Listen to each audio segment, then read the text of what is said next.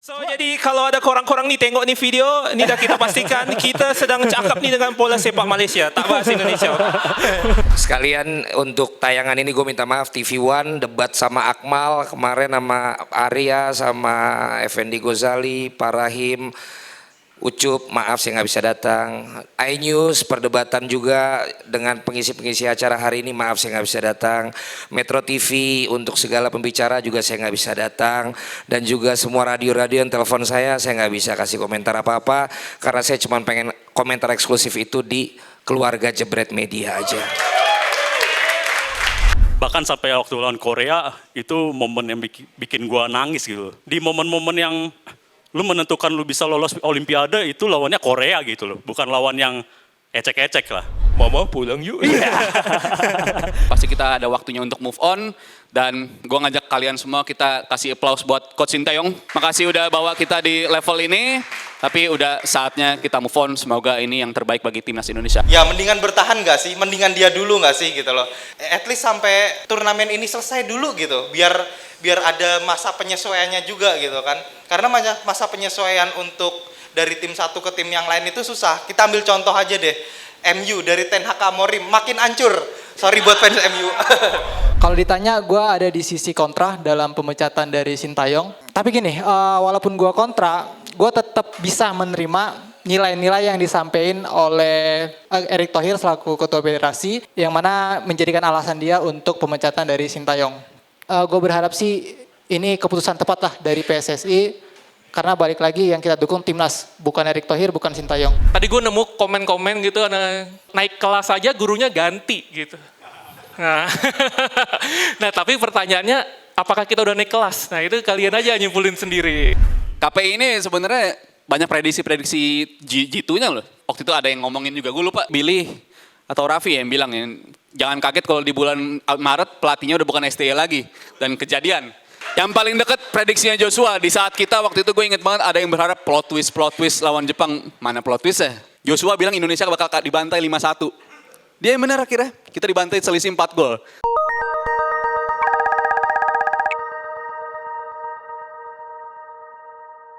Influencer banyak, kopet promotnya ke Fabrizio Romano. Kembali lagi di Komunitas Padi Indonesia. Udah lu siapin berapa lama itu?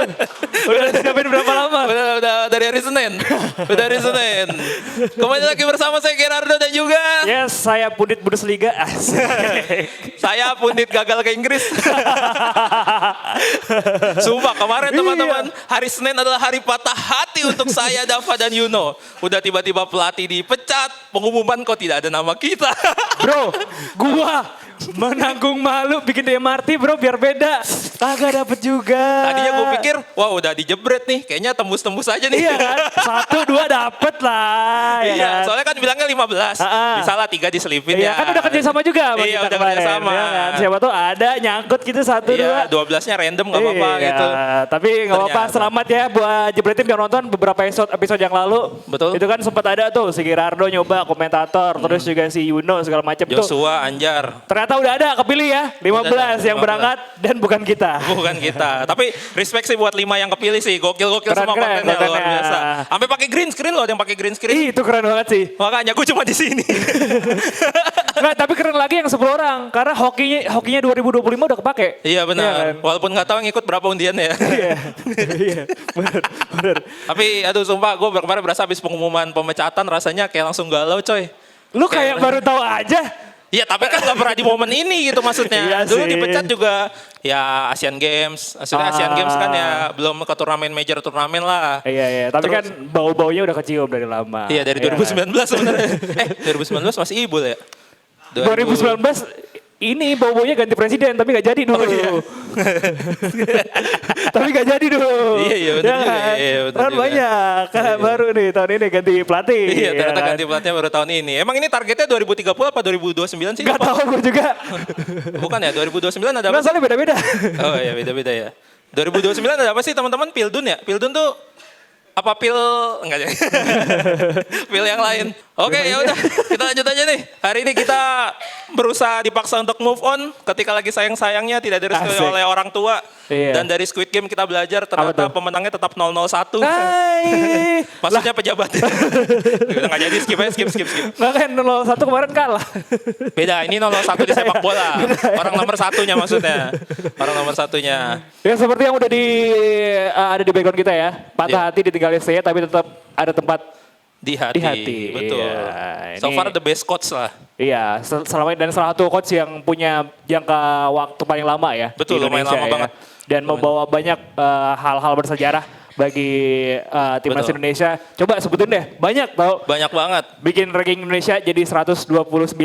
Iklan kopi. Ih, sama Bang Valen lagi. Oh ya, Bang Valen lagi. salah. Bikin kita balik lagi ke Piala Asia. Balik ke Piala Dari Asia, segala lolos umur. babak grup, Iya, 16 besar. ngalahin Korea semifinal langsung Iya, U23. U23 kan. Terus- Hampir masuk ke Olimpiade. Nahan Sri Laos. Oh, Itu prestasi. oh prestasi. Iya. Prestasi. Soalnya Laosnya U senior, kita U22. Ah, Gitu, itu ya. enggak, Laosnya juga. Oh, Laosnya juga ya? Nurunin junior Oh, juga. Laosnya juga ya? Oh salah. Oke. Ada apa lagi tuh? Apalagi ya, final Piala AFF 2020. Iya, itu 2020. pertama kali tuh waktu Pertama orang masih kali. pesimis, tiba-tiba final from zero to zero. Nah. Enggak, pertama nggak ada yang dukung kan. Maksudnya kayak masih Banyak pesimis yang lah. banyak yang masih sama kayak sekarang lah. Banyak yang masih kebanyakan Betul, Luis betul. Milla kalau dulu ya kan. Iya, cuma waktu itu naik dulu, maksudnya di grup menang, semifinal luar biasa sama Singapura, finalnya kayak biasa sama Thailand. Iya, Sebenarnya itu- sama itu- aja sama kemarin sih, cuma Iya. bedanya. Heroik juga kita bisa ngalahin Malaysia 4-1. Empat, Iya benar. Nah nanti silakan buat teman-teman kita kasih panggung karena di sini hampir semuanya ngechecklist. Betul, hampir semuanya nggak checklist. Berarti hampir semuanya tidak lolos ke Inggris. Enggak. Hampir Bukan dong, semuanya punya unek-unek. Punya unek-unek, betul banget. Iya. Tapi sebenarnya bukan cuma dari kalangan sepak bola yang Lo punya nambah unek-unek. lagi itu, nambah lagi. Nambah lagi ya? Bukan dari kalangan sepak bola doang tahu Dav yang punya unek-unek. Bahkan Dari kalangan orang-orang apa lagi? yang maksudnya ya yang bukan fans sepak bola, bahkan kayak nyokap gue pun ikut bikin story galau di IG gitu. Dan ya teman-teman gue yang lain juga semuanya nge-storyin STY. Tiba-tiba nge-storyin STY gitu. Iya. Kayak Untung gue ada foto sama STY. Gue juga untung Gua ada. juga ada, Di ya kan? acara Jadi bisa Jebret. keluarin lagi, ya. Yoi, terima kasih Jebret Media sudah mempertemukan saya dengan STY. Dan terima kasih juga buat Bang Nanda Isman yang manggilin. Ah, iya benar. Sama Bang Alvino Hanafi juga yang ikut. Dan juga JJ juga. Keren. Soalnya JJ-nya waktu itu ya gue bilang ke Bang Nanda bilang ke Vino bilang ke JJ. Dapat JJ-nya kan? Dapat. Iya Suruh kan. ke- suruh Pokoknya ke gara-gara Jebret Media semua ya. Jebret Media Iya. merubah hidup gue bener-bener. Nah itu dia bro. Nah, hidup Anda sih gue belum. Hidup gue juga. Hidup Pokoknya gua sebelum belum kita lanjut, jangan lupa pesan dulu di Pasti Bisa Coffee, ya kan? Di Betul. sini ada banyak banget menu-menu pilihan. Pokoknya tadi yang udah kita bilang ya, Betul. hati-hati kalau mau pesen. Hati-hati kalau mesen ya. Jangan lupa bayar maksudnya. Iya, jangan lupa bayar Iya. maksudnya. Kayak Yuno mesen bilangnya Bang Rijal yang bayar ya gitu. Enggak. Parah banget. Lu semenjak di sini udah berapa kali mesen? 1,5. Kok bisa? Iya. Tapi tepuk tangan dulu. Yuno kemarin habis DP Muda. Oh iya DP Muda akhirnya jadi DP Muda. Dan kata dia salah satu momen yang paling bersejarah yang udah dilakuin STY adalah ngalahin Kuwait di Piala AFF ya. Sejak kapan Kuwait masuk ke Piala AFF bro? Bisa aja. Ya udah. Udah ada berapa nama nih Dav nih? Ini udah ada banyak, tapi sebelum itu seperti biasa kita mau Iya. dengar dulu dari ketua harian kita. Oh iya betul, dari ketua harian kita. Oke silakan kita sambut ke atas panggung, waktu dan tempat kami persilahkan, asik. Abangku Rijal Palevi. Pak Levi. Oke, thank you semua. Pertama-tama gue mau ngucapin selamat tahun baru karena ini pertemuan pertama kita di komunitas Pandit Indonesia di tahun 2025 ya. Dan langsung nggak perlu lama-lama, tema pertama di tahun 2025 tema yang benar-benar besar, yaitu kita berpisah sama STY. Tapi seperti yang gue kirim di grup tadi, ini bisa jadi terakhir kalinya KPI ngomongin soal STY karena kita udah punya pelatih baru dan kita akan move on setelah ini. Tapi ini sebuah tema yang besar banget. Gue yakin kita semua umur nggak beda jauh lah. Secara core memory, ya pasti STY salah satu pelatih yang paling memorable buat kita. Kalau bisa diurutin ya Luis Milla, Riedel, habis itu ada STY. Ini 3 pelatih yang benar-benar ada di core memory kita, di benak kita, dan kayaknya sampai kapanpun bakal kita kenang terus. Dan gue yakin dari lu semua mungkin ada pandangan yang beragam ya. Ada yang ada rasa kemarahan dari dalam diri lu, kayak si Bung Dava ini nih, dipenuhi rasa kemarahan dia dari kemarin rasanya. Dan dia udah gak sabar buat nunjukin hari ini. Dan Uniknya hari ini gue ngeliat ada wajah-wajah yang sebenarnya udah beberapa pekan nggak datang ya. Kayak ada Timothy, ini fans timnas banget. Gue curiga dia kok pas STI dipecat baru datang dia. Kayaknya nunggu-nunggu dia. Nunggu-nunggu momen ini kapan datangnya dan akhirnya sekarang baru kesempatan datang lagi. Dan ada wajah-wajah baru juga ya. Selamat datang di komunitas Pandit Indonesia. Semoga kita bisa terus bersama. Dan makasih juga buat tim produksi yang selalu menyediakan waktunya di hari Kamis. Tepuk tangan buat tim produksi Jebret Media. Ya, gue juga mau nyinggung soal pembahasan STY ya. Dan kalau kita berkaca dari beberapa pekan terakhir, istilahnya dari bulan November, Desember, sampai sekarang pertemuan sekarang, kayaknya KPI itu kan udah sering banget bahas STY ya. Dan bisa dikatakan, bahkan gue ngerasa di 2 pertemuan terakhir kita di KPI, dari lu semua juga kayaknya nggak seragam gitu. Pandangannya nggak ada yang udah mulai, kayaknya gue nggak yakin lagi sama dia deh. Kayaknya gue udah ngerasa dia bukan orang yang tepat bagi timnas kita. Itu waktu itu ada yang ngomongin juga, gue lupa. Antara salah satu dari Billy atau Raffi yang bilang ya, jangan kaget kalau di bulan Maret pelatihnya udah bukan STY lagi. Dan kejadian. KPI ini sebenarnya banyak prediksi-prediksi G2-nya loh.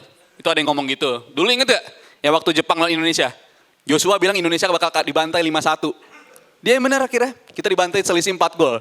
Dan Joshua udah prediksi itu duluan. Di saat kita...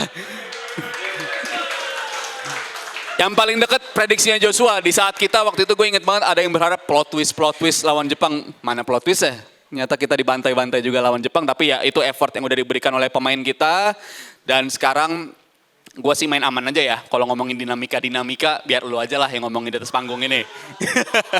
Karena kalau pandangan gue pribadi begini sih, gue ngelihat kondisi ini adalah umpamanya kalau klub ibaratnya STY itu udah ngebawa tim promosi.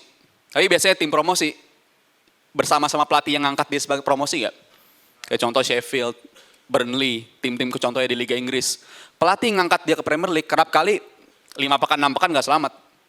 Karena dianggap bukan pelatih yang tepat untuk bisa pertahanin level mereka di level tertinggi. Dan gue rasa itu perasaan yang berkembang di timnas bersama STY. Gue sampai kapanpun gak akan ada yang bisa bikin gue tuh perasaan gue luntur akan STY dan mengatakan kalau dia orang yang gimana-gimana tuh. Gue nganggap dia orang yang benar-benar merevolusi timnas, bikin kita berada di posisi yang jauh lebih baik ketimbang ketika dia datang.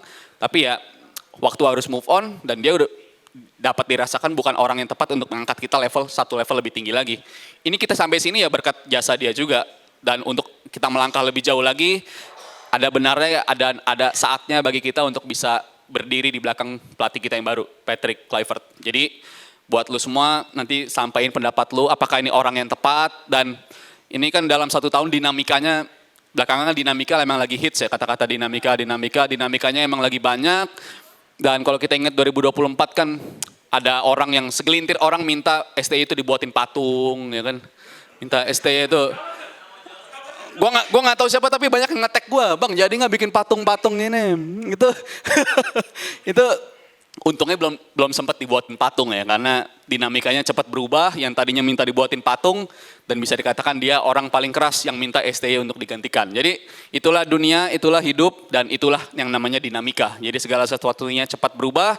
Seperti kita ini juga, pasti kita ada waktunya untuk move on. Dan gue ngajak kalian semua, kita kasih applause buat Coach Sintayong. Coach Sin, makasih udah bawa kita di level ini.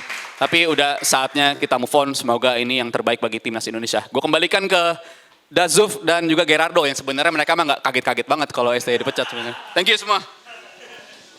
Cek. Oke, sekali lagi tepuk tangan untuk ketua harian kita Rizal Malevi. Rizal, Kamsahamnida. Kamsahamnida.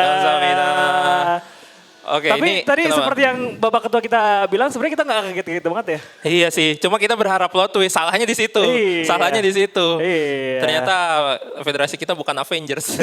Jadi nggak ada plot twistnya. Nggak ada plot twistnya.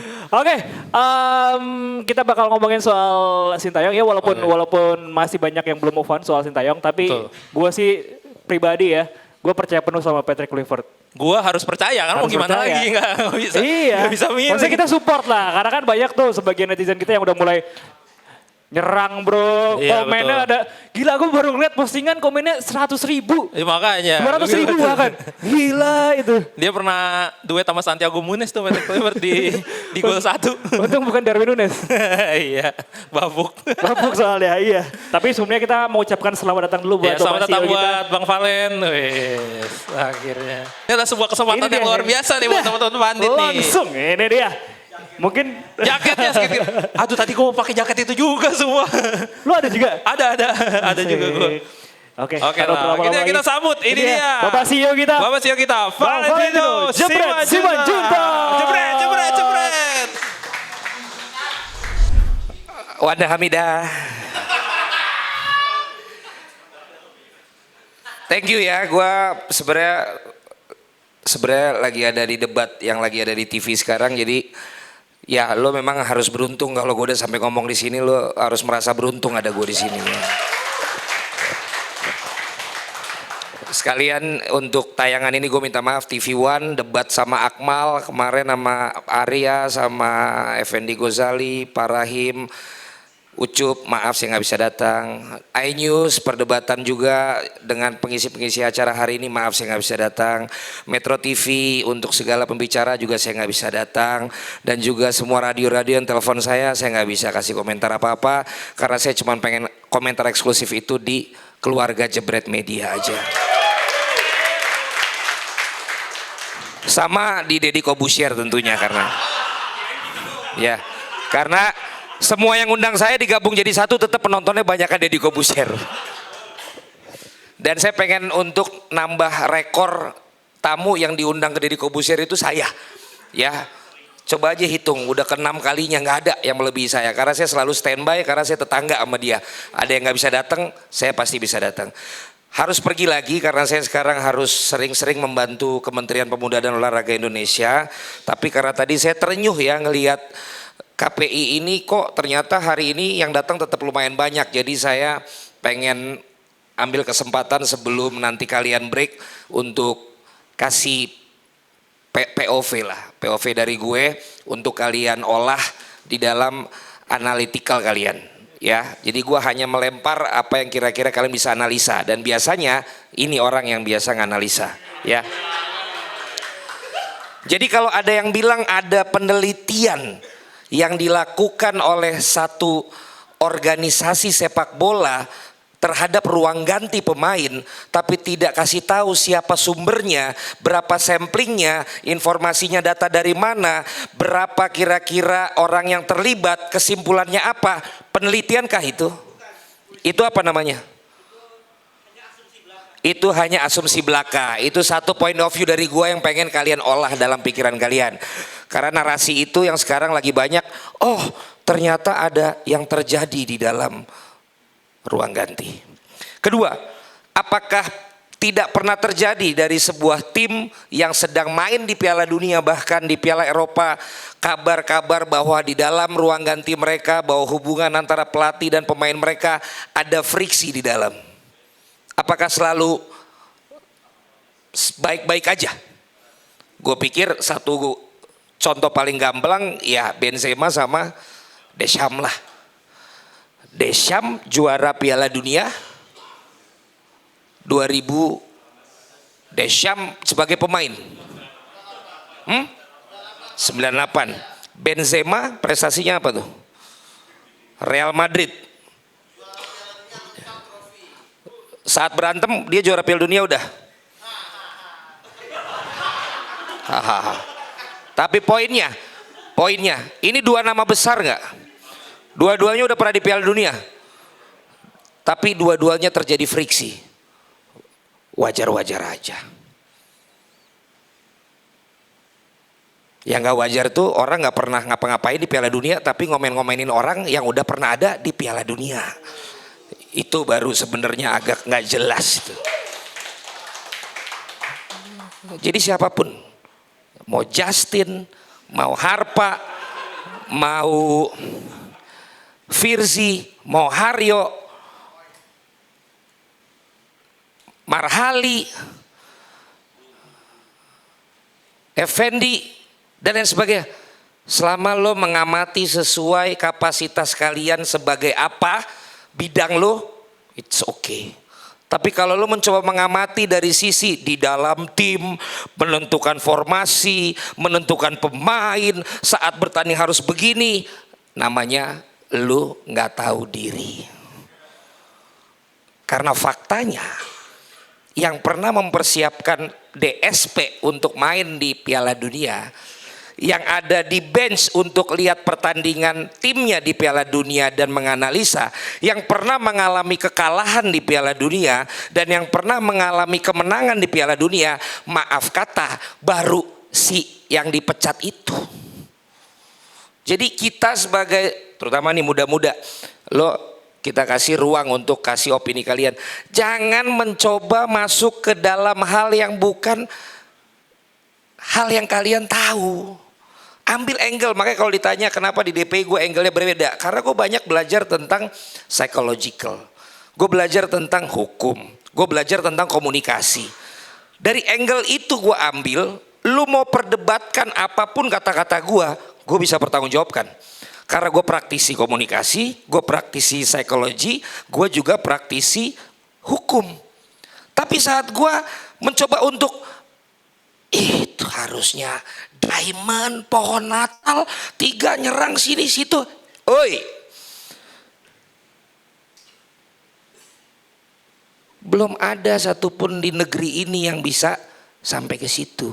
Lo pasti akan pikir, emangnya mesti harus gitu dulu? Sekali lagi itu bahan. Coba kalian pikirkan, masuk akal apa enggak yang gue bilang tadi. Karena kalau enggak, kalian akan menjadi pengamat-pengamat yang teori aja. Bukan ngambil angle dari memang yang kalian juga mengerti. Seorang Carragher aja sekarang ngomongin seorang salah, dibully. Bukan lagi karena Carragher mantan pemain, tapi karena Carragher, emang lu berapa gelar? Emang lu kan cuma tukang bunuh diri terbanyak. Benar gak? Itu yang udah mantan pemain dan legend juga loh. Nah kalau kita bukan pemain timnas, bukan pelatih sertifikasi A, tapi gayanya udah lebih pinter, simpulkan sendiri aja. Nah gue nggak kepengen anak-anak KPI ini ada di bawah pengaruh filosofi yang seperti itu. Ya, kayak misalnya, mungkin gue akan tegur juga tuh si Tommy Deski itu. Oke lah, grafisnya taktuk, tapi lama-lama jangan akhirnya menggurui. Tapi Tommy enggak sih, respect. Salah akun gue, Tommy respect, penonton DPI juga dia. Tapi ada tuh yang mulai nganalisa ini, bisa tuh dia bilang, jadi keputusan pelatih ini salah dia menampilkan begini. Dalam satu tim di dalam menentukan pemain tuh enggak sekedar teori bos, ada hal lain yang harus diukur. Jadi kalian boleh oke, boleh enggak, bahan pemikiran kalian aja. Tadi apakah disebut penelitian atau tidak, bahan pemikiran kalian aja. Dan yang terakhir, kan ini terlalu berisik ya kondisi ini, dan kita lama-lama jadi kayaknya over informations dan capek gitu. Kita pun yang senang dengan ST kadang-kadang juga ya tapi nggak gitu juga kali gitu kan, nyerang pemain segala macam. Tapi kita juga yang ada di sisi yang memang setuju dengan keputusan ini, ya menurut gua nggak gitu juga lah reaksinya. Menganggap semua itu buzzer dan lain sebagainya. Kenapa? Karena yang satunya diem doang. Yang satunya diem doang cuman bisa dihajar dengan kata-kata, iya tapi buzzernya banyak. Buzzer jadi satu narasi yang memang masuk ke dalam orang-orang yang memang murni. Jadinya narasinya itu yang masuk. Dari sini juga sama. Aku nggak tahu lu ada di posisi yang mana. Karena sorry to say ini udah jelas akhirnya jadinya kubu STY sama kubu PSSI. Dan gue tidak akan minta lu untuk lu harus kubu ini. Enggak. Ini gue tinggalkan ke kalian untuk bahan pemikiran kalian. Cuman satu yang mau gue bilang. Kan lucu kalau misalnya yang satu diem aja. Tapi yang satu kayak kelabakan buat madamin kebakaran gitu.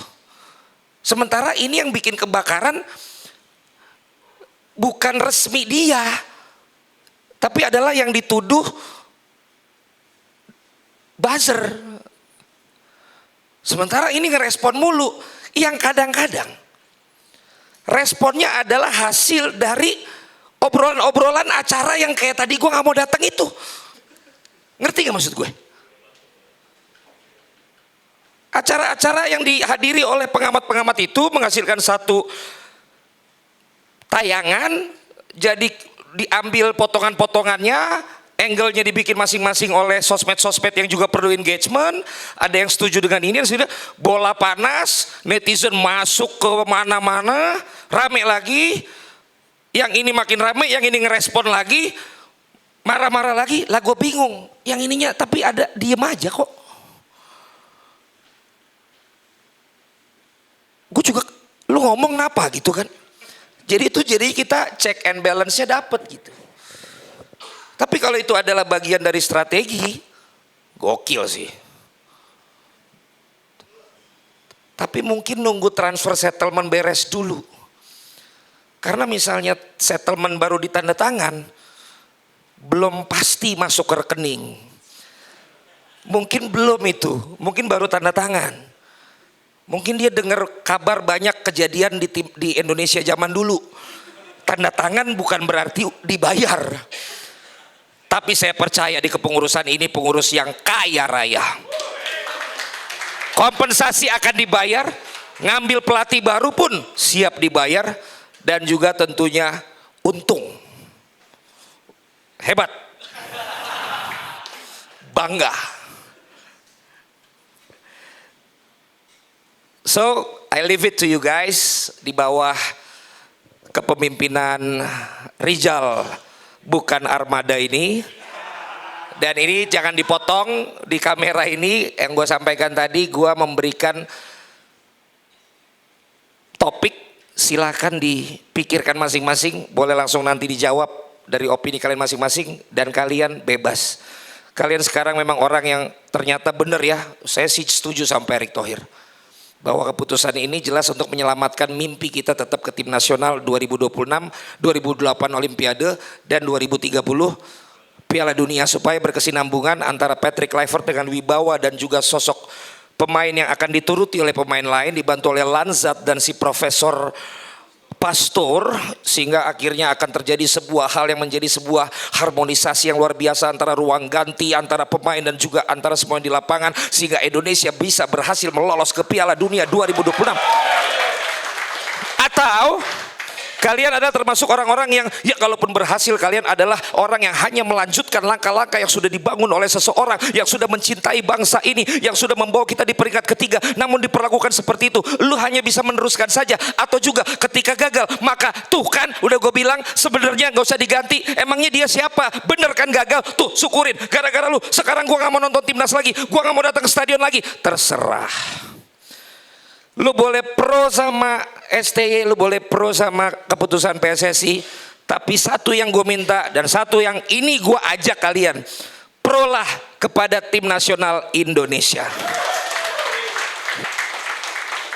Tetap siapapun yang melatih, dukung. Yang mau ke stadion tetap ke stadion, yang mau reaction tetap reaction, yang mau siaran tetap siaran, yang mau nobar tetap nobar. Jangan kendorin untuk mendukung timnas Indonesia, terlepas dari kaki kiri atau kalian kaki kanan. Itu yang namanya sepak bola mempersatukan bangsa kita. Terima kasih, selamat malam.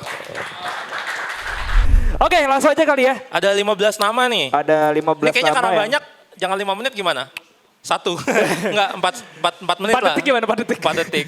Halo, udah. Ya 4 detik lah. Nanti kita sesuaikan 4 menit? 4 menit. 4 menit. 4 menit ya teman-teman buat kali ini karena orangnya banyak banget. Siapa dulu nih? Kalau udah pilih dah. Oke, ini yang tadi sempat di-mention juga sama Pak Ketua kita. Oke. Yang kembali lagi hadir. Oke, ini dia. Dengan suara berat ya. Suara ngebas ya? Yes. Dia dulu kalau nggak salah main iklan permen Hexos. Yang mana tuh? Mama pulang yuk. Oh dia yang nge-view. Iya, jebakan umur lagi aja. Nggak ada yang tahu nih yang sekarang-sekarang. Oke, jadi langsung aja kita sambut. Ini dia. Timothy. Yo, selamat malam semuanya. Balik lagi sama gua Timothy. Di sini mungkin ada yang beberapa baru kenal gua. Nama gua Timothy. Gua udah termasuk lumayan sering ikut sini. Cuman waktu Desember gua nggak bisa karena kegiatan di gereja gua jadi nggak bisa. Kegiatan Natal. Oh ya, sebelumnya selamat Natal dan Tahun Baru buat kita semua. Apa ya? Gue dari perjalanan ke sini sampai tadi pas parkir gue sempat mikir ya. Gue sejujurnya nih, gue disclaimer dulu ya. Gue bukan buzzer, gue bukan apa-apa. Gue orang yang benar-benar cinta timnas, nggak cinta siapapun. Gue orang yang jujur dari awal kedatangan STY sampai sekarang gue jujur gak suka. Cuman. Iya, gue jujur aja, disclaimer nih. Gue bukan buzzer, tapi gue netral orangnya. Jadi kalau misalkan emang STY bagus, gue bilang bagus. Momen-momen waktu STY bagus tuh momen di saat babak kualifikasi Piala Asia. Waktu lawan Kuwait, lawan Jordan, sama lawan Nepal. Tuh jujur itu sebenarnya gue nggak ada ekspektasi apapun ya di momen-momen itu. Karena gue pikir lawan Jordan sama Kuwait tuh calculated loss gitu. Jadi kita cuma kemungkinan menang lawan Nepal. Di situ kita bisa curi poin lawan Kuwait. Itu buat gue nilai plus buat STY. Apapun perkataan orang itu cuman ngangkat naturalisasi doang. Lawan Jordan kita kalah 0-1 nggak salah ya, 0-1, 0-2 gitu. Lawan Nepal di situ kunci kita bisa lolos ke Piala Asia. Itu menunjukkan bahwa STY itu bisa ngangkat mental Indonesia, bukan cuma segi kualitas taktik segala macam, tapi mental kita terangkat. Dan itu bukti bahwa kita bisa membawa nama Indonesia ke mata dunia gitu loh. Ternyata, Indonesia ternyata bisa main bola sekarang loh di Piala Asia, iya kan? Itu dampak yang cukup kelihatan, bukan cuma di masyarakat kita doang, tapi di mata dunia kita diakui gitu loh. Sampai kita bertahap ke Piala Asia kita pertama lawan siapa ya, lupa kan? Lawan Irak ya, lawan Irak kita bisa ngebuktiin bahwa kita di awal-awal bisa main bagus ya, walaupun di babak kedua kita udah kendor. Lewat dari gol Marcelino itu gol cakep, itu mungkin kalau buat gue pribadi itu gol terbaik di Piala Asia dan kombinasi dari belakang itu keren banget. Terus dua laga terakhir siapa aja ya, Jepang sama siapa lagi? Lupa, sama Vietnam ya. Vietnam kita bisa curi poin, itu udah poin wajib. Lawan Jepang kita nggak akan ada yang ngarep bisa menang lawan Jepang ya. Walaupun kata orang kita lolos hoki-hokian. Tapi percayalah kalau misalkan hoki itu emang kata orang kan harus dari usaha gitu. Kalau misalkan kita nggak ada usaha, kita emang nggak bisa dapet gitu loh, nggak layak dapet. Pas di lolos di 16 besar lawan Australia, kita bisa tampilin permainan yang bagus lawan Australia. Kita bisa bukan cuma nahan ya, bahkan kita bisa megang bola dari awal menit gitu loh. Cuma sayang kita emang kualitas pemain belakangnya emang nggak sebagus yang dulu ya. Ya kan, dulu kita nggak ada Jay Itzes, nggak ada, udah ada Japnin Arthur sih. Cuman Jay Itzes itu tuh pemain paling ngaruh di lini belakang kita. Oke, next di babak selanjutnya, event apa lagi ya? Sama momen-momen yang paling wah itu di momen Piala Asia U23. Di situ momen yang dimana gue nggak ngeliat itu di timnas senior gitu loh. Ternyata di timnas babak usia mainnya lebih gigit malah, lebih greget. Bahkan sampai waktu lawan Korea, itu momen yang bikin gue nangis gitu.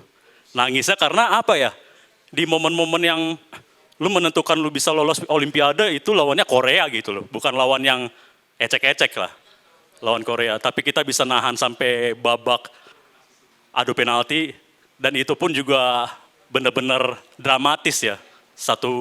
Satu kesalahan juga dari Justin After gitu, kalau gak salah gagal penalti, tapi akhirnya kita bisa ngebalikin keunggulan. Itu momen yang wah banget, tapi pada akhirnya PSSI sebagai federasi harus ngambil keputusan. Gue jujur nih, gue sebagai, mungkin ya gue memposisikan diri sebagai Erick Thohir, karena gue jujur juga sebagai, gue pernah berada di ketua gitu loh, di ketua organisasi. Kita harus berpikir kayak gitu ya, bagaimana caranya kita berpikir, lu mau ngambil main aman atau main take risk gitu loh. Nah, dalam hal ini Erick Thohir ternyata mengambil take risk. Karena jujur aja, mungkin kalau gue jadi Erick Thohir gue main aman kali ya. Ya nggak sih, main aman. Jadi lu dengan apa yang ada, dengan STY berada sekarang, lu masih bisa kok bersaing. Sampai mungkin di lawan Australia, amit-amit kalah, lawan Bahrain harus menang. Cuman ternyata STY lagi, Erick Thohir ternyata mainnya take risk. Take risk-nya dalam hal ini terlalu greedy menurut gue ya. Terlalu greedy. Tapi apapun itu, gue percaya Erick Thohir nggak sebodoh itulah. Jujur nih, jujur. Gue lebih percaya, siapa? Erick Thohir dibanding Erick Thohir daripada STY keluar. Gue lebih takut Erick Thohir keluar dari PSSI, serius. Iya, ngeri kan? Gitu. Iya. Oke, paling itu aja sih yang paling gitu. Ya itu aja, terima kasih. Thank you Timothy. Yoi, tepuk tangan dong sekali lagi dong. Dia udah Timothy yang ini udah nggak ini yang info-infoin kripto ya, sama investasi ya. Beda. Itu Timothy Renald ya. Ronald. Ini Timothy bukan buzzer tadi. Bukan buzzer. Tapi gue dengernya ngeri. Dengernya kayak ngeri banget. Anda siap-siap akun Anda dihampiri. Kayaknya ini ya, setiap tampil kayaknya sekarang harus ada IG-nya di bawahnya ya. Emang ada kan? Kayaknya kemarin belum dah. Beberapa udah ada. Oke. Padahal kita juga gak aman-aman banget sih. Lah kan kita bisa dikat. Iya benar juga. Dikat dari, maksudnya dari kontrak. Nggak, maksudnya videonya dikat. Oh, videonya Kita dikat. kan gak ada kontraknya juga. Iya juga ya. Oke, kita lanjut karena pesertanya banyak banget ini. Mau siapa dulu nih? Siapa nih? Enggak, Gimana? jangan. Itu nanti biar meledak. Nanti aja nanti. Siapa dulu nih? Kayaknya Urut aja kali ya. ini seru nih kayaknya nih seru nih. Ini marah-marah nih dia ntar nih. Urut aja ntar biar gak bingung. Oh yaudah boleh dah urut dah. Ini Tapi yang udah. itu ntar dulu. Iya, Yang ini ntar oke. dulu. Dia punchline-nya soalnya. Ini udah. Ini ya. Yaudah ini boleh dah. Panggil Oke. Java. Ini dia kayaknya punya channel YouTube nih. Karena Punya kayaknya. instansi atau perusahaannya Raka Faras Channel. Azai. Kok ketawa sih? Ketawa sih. Sampai mana sih ketawa? Nanti kita cari tahu ya channelnya tentang apa. Soalnya kan nggak tahu apa nangkap kepiting. Iya. Nge-review. Ada anjir itu YouTuber yang nangkap kepiting. Oke, langsung aja kali ya. Kita bakal Oke. ini dia, Raka Faras. Hei. Oke, sebagai anak baru ya, gue perkenalan juga, nama gue Raka Faras ya. Jadi di sini mungkin udah disepil dikit ya. Jadi kalau saya saat ini konten kreator UMKM karena masih kecil. Jadi ngebahas soal dipecatnya STY ya, sebenarnya ini agak banyak juga pro kontranya juga. Ada yang pro, ada juga yang kontra gitu ya. Tapi saya mungkin berseberangan tadi sama Mas. Aduh maaf ya. Jadi gue lebih agak kontra gitu. Kontranya bukan di pemecatannya sebenarnya. Kontranya itu lebih di waktunya sama ya penggantinya bisa dibilang kayak gitu. Waktunya, mungkin kalau dari waktunya ini kita cuma punya waktu 2,5 bulan gitu ya untuk bisa beradaptasi gitu.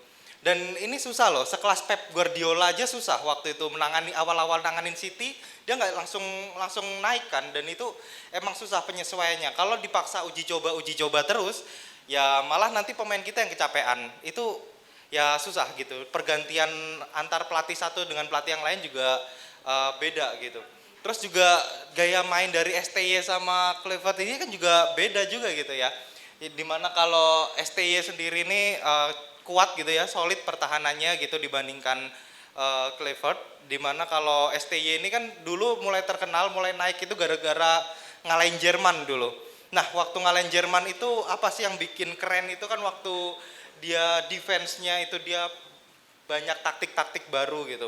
Tapi yang gue lihat di sini STY ini punya power itu di mana dia jago untuk player improvement-nya itu lumayan menurut gue jago banget. Bahkan bukan jago aja, jago banget gitu. Kayak dari segi penyesuaian mental, dari development taktik gitu itu bagus banget. Jadi emang STY ini bisa dibilang lumayan cocok untuk nge-up ketika sebuah tim itu di bawah. Tapi yang aneh itu kenapa gantinya juga ya maksudnya yang nggak pernah main di Piala Dunia juga gitu loh. Kalau misalnya emang tujuannya mau masuk Piala Dunia, kenapa penggantinya nggak juga pemain Piala Dunia? Oke, kalau misalnya karena nggak ada yang lain gitu ya. Misalnya karena cuma yang bisa cuma dia gitu. Ya mendingan bertahan nggak sih? Mendingan dia dulu nggak sih gitu loh. Mendingan dipertahankan dulu gitu untuk sementara. At least sampai ya apa ya? At least sampai turnamen ini selesai dulu gitu. Biar ada masa penyesuaiannya juga gitu kan. Karena masa penyesuaian untuk dari tim satu ke tim yang lain itu susah. Kita ambil contoh aja deh. MU dari Ten Hag ke Amorim makin hancur. Sorry buat fans MU. Sorry banget buat fans MU soalnya juga saya fans Liverpool jadi ya sorry.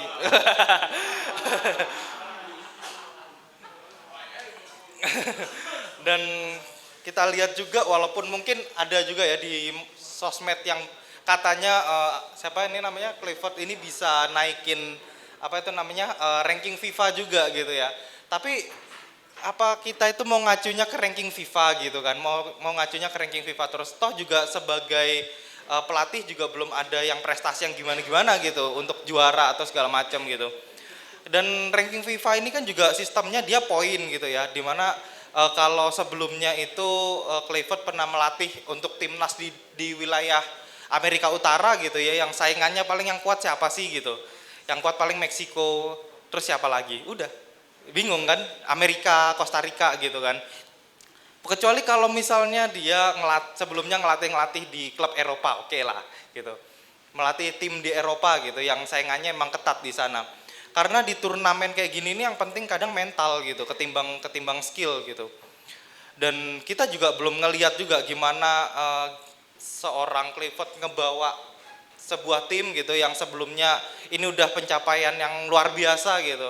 Dia bisa ngejaga mentalnya siapa yang bisa sampai situ gitu. Jadi ya menurut saya kurang bijak gitu kalau pemecatannya saat ini dan gantinya siapapun menurut gue juga masih kurang gitu dari saya. Oke, cukup dari saya. Boleh kita Keren, kasih keren, tepuk tangan keren. untuk Raka Faras. Luar biasa, Wan Juicy Lucy. Bukan bro, Tria Jangtuters bro. Iya. Enggak yang gitarisnya, yang kalau ditarik Jabrix yang naik Vespa, boncengan. Oh iya. Iya. Apa? Dipa. Kibil Sama Dipa, iya. Ya, Bener juga. Atau ada juga YouTuber juga. Siapa? Lupa aku namanya. Yang pacaran sama TikTokers. Sekarang punya istri. Banyak gitu berpacaran sama TikTokers kan emang Lupa begitu, aku namanya. polanya begitu hidupnya. Kalau nggak pacaran sama TikTokers sama BA Gaming. Sering terjadi ya? Sering terjadi, betul sekali. Tapi keren, kita kasih tepuk tangan sekali. Iya, Tadi keren. banyak poin-poin yang kita dapat ya dari Iya. dia ya. Supaya gue juga mikir gitu sih, ini timnas ganti pelatih kan banyak yang bilang katanya hal biasa ganti pelatih. Iya sih, gue setuju nih di sini. Cuma masalahnya ganti pelatih ini hasilnya ntar jadi Arne Slot apa jadi Amorim nih. Nah, itu dia. Masalah dua-dua juga ganti tuh. Semoga sih jadi Arne Slot ya, karena kan Iya. squad yang ditinggalkan mewah. Harusnya, Kayak Liverpool, benar, ya kan. Kalau MU Benar. kan squad yang ditinggalkan Iya. al kadarnya. Masalahnya MU tuh dari Chelsea bermasalah nih sampai Chelsea bener lagi. Dia masih membangun negeri ternyata. Susah banget, kasihan banget sih. Udah gak usah banyak-banyak ngomongin Udah, nggak MU usah banyak ya kan. ngomongin MU Karena tuh. tim gue juga kalah semalam. Iya Liverpool ya. Liverpool. Iya, anjir kalah lagi. Tapi baru leg 1. Iya, leg 1 masih Sebenarnya ada lawan MU gue udah curiga sih waktu lawan MU tuh gue nonton. Udah, nggak usah bahas. Ini porsinya DPI ya. Poinnya ini. Oh iya, STI, betul. STI. Oke, yang Lanjut selanjutnya. ya. Ini dia. India. Ini centang nih ya. Centang. Oke, namanya sih gue belum pernah dengar, tapi mungkin Ini udah baru pernah nih. datang sebelumnya.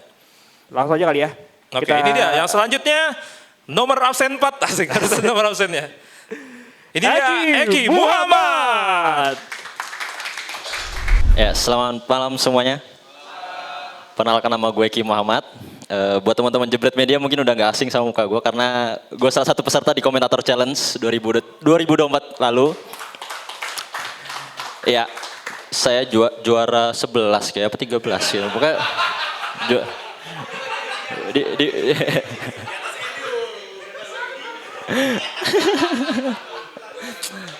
Iya nggak beda jauh sama posisi MU makanya. Waktu itu di babak awal gue emang kalah sama ada yang namanya Aquam, mungkin teman-teman masih ingat. Ya dia seorang e-sportcaster gitu kan. Jadi ya wajar lah gue kalah gitu karena secara kualitas juga jauh banget gitu. Ibaratnya gue lawan Aquam tuh kayak Real Madrid ketemu Celebrities FC gitu. Oke. Mantap. Oke, kita langsung aja masuk ke materi pemecatan STY ya. Jujur gue sedih banget gitu pas pertama kali dengar berita pemecatan SCY. Sintayong maksudnya bukan sulit, tidak, ya itulah pokoknya. Belum kepikiran punchline-nya mas, mohon maaf. Iya dari, kan dipecatan hari Senin jam 12 siang itu kan. Karena kalau jam 12 malam tidur. Kalau iya pas hari Minggu itu kan yang udah rame gitu berita pemecatan Sintayong. Dan di situ gue udah mikir kayak, ngapain gitu mecat pelatih yang lagi nggak ada apa-apanya gitu, maksudnya nggak ada track record buruk, nggak ada hal-hal yang di luar kaidah-kaidah agama gitu, dia nggak ngelakuin apa-apa gitu. Kenapa mesti dipecat gitu kan? Gue juga heran gitu. Apa mungkin Sintayong pernah berbuat aneh di luar lapangan, kita nggak tahu. Tapi kan kalau maksud gue kenapa mesti dipecat gitu. Terus penggantinya juga si Pak Patrick ini, siapa dia? Gue juga nggak kenal gitu. Justin Kluivert gue tahu.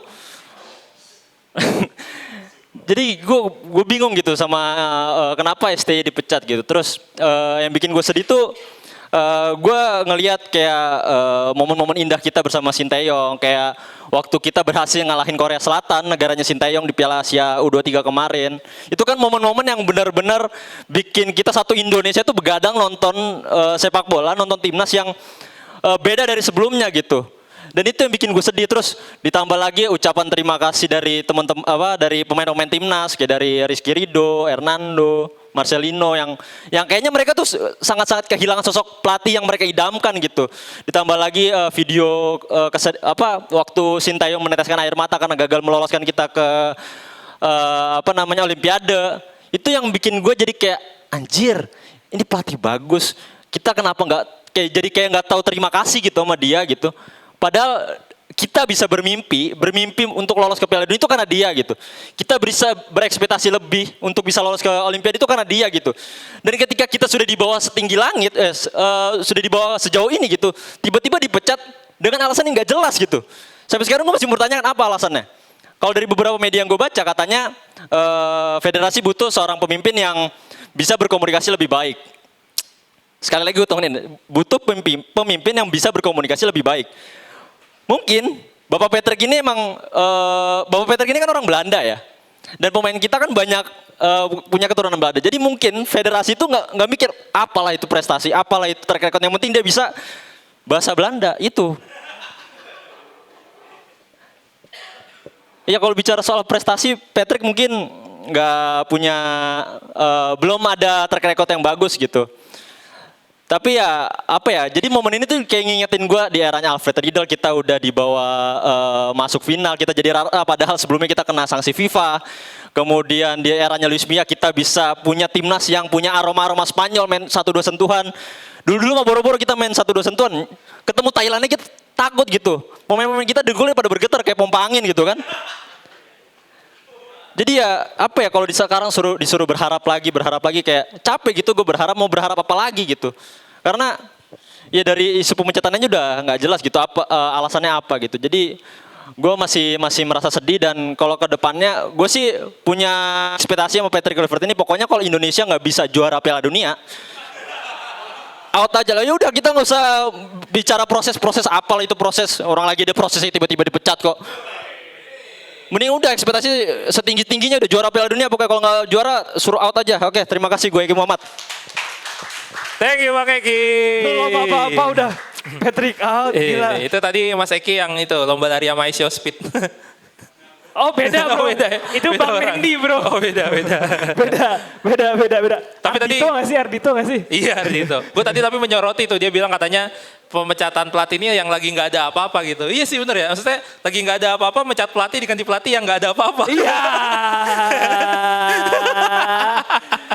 Sebenarnya nggak ada apa-apa, tapi dia dadain bro. Iya, dia dadain. Cari alasan-alasannya bro. Itu dia tadi, dan akhirnya kita juga tahu dari Eki kenapa pemecatannya diumumin jam 12 siang ya. Kenapa tuh? Ya itu tadi kalau malam tidur. Oh iya. Jam 12 malam tidur. Tapi sebenarnya ada kabar yang ini gue nggak tahu ya ini lucu atau sedih ya. Apa tuh? Gue kan kontak sama si Bang Puma DPI tuh. Katanya dia kemarin ngebahas mabol sebenarnya. Tapi si Bang Puma bilang, itu si JJ setiap hari di The Forum sekarang. Gue tanya, ngapain Bang? Ini dia buka restoran Korea. Oh, jadi tapi kan bukannya udah ada yang bikin SSB di Indonesia? Oh iya ada. SSB, Asiop, banyak. Iya. Asiop. Total Football, Allegri, banyak. Iya. Iya. Anda maksudnya yang mana? Enggak kan yang mana? pelatih kita juga bikin kemarin. Oh iya benar juga ya. JJ bikin restoran Korea tapi. Jadi bikin restoran Korea di The Forum. Oh. Di booth makanan Korea gitu. Gue bingung sih mau ketawa apa kasihan ya maksudnya.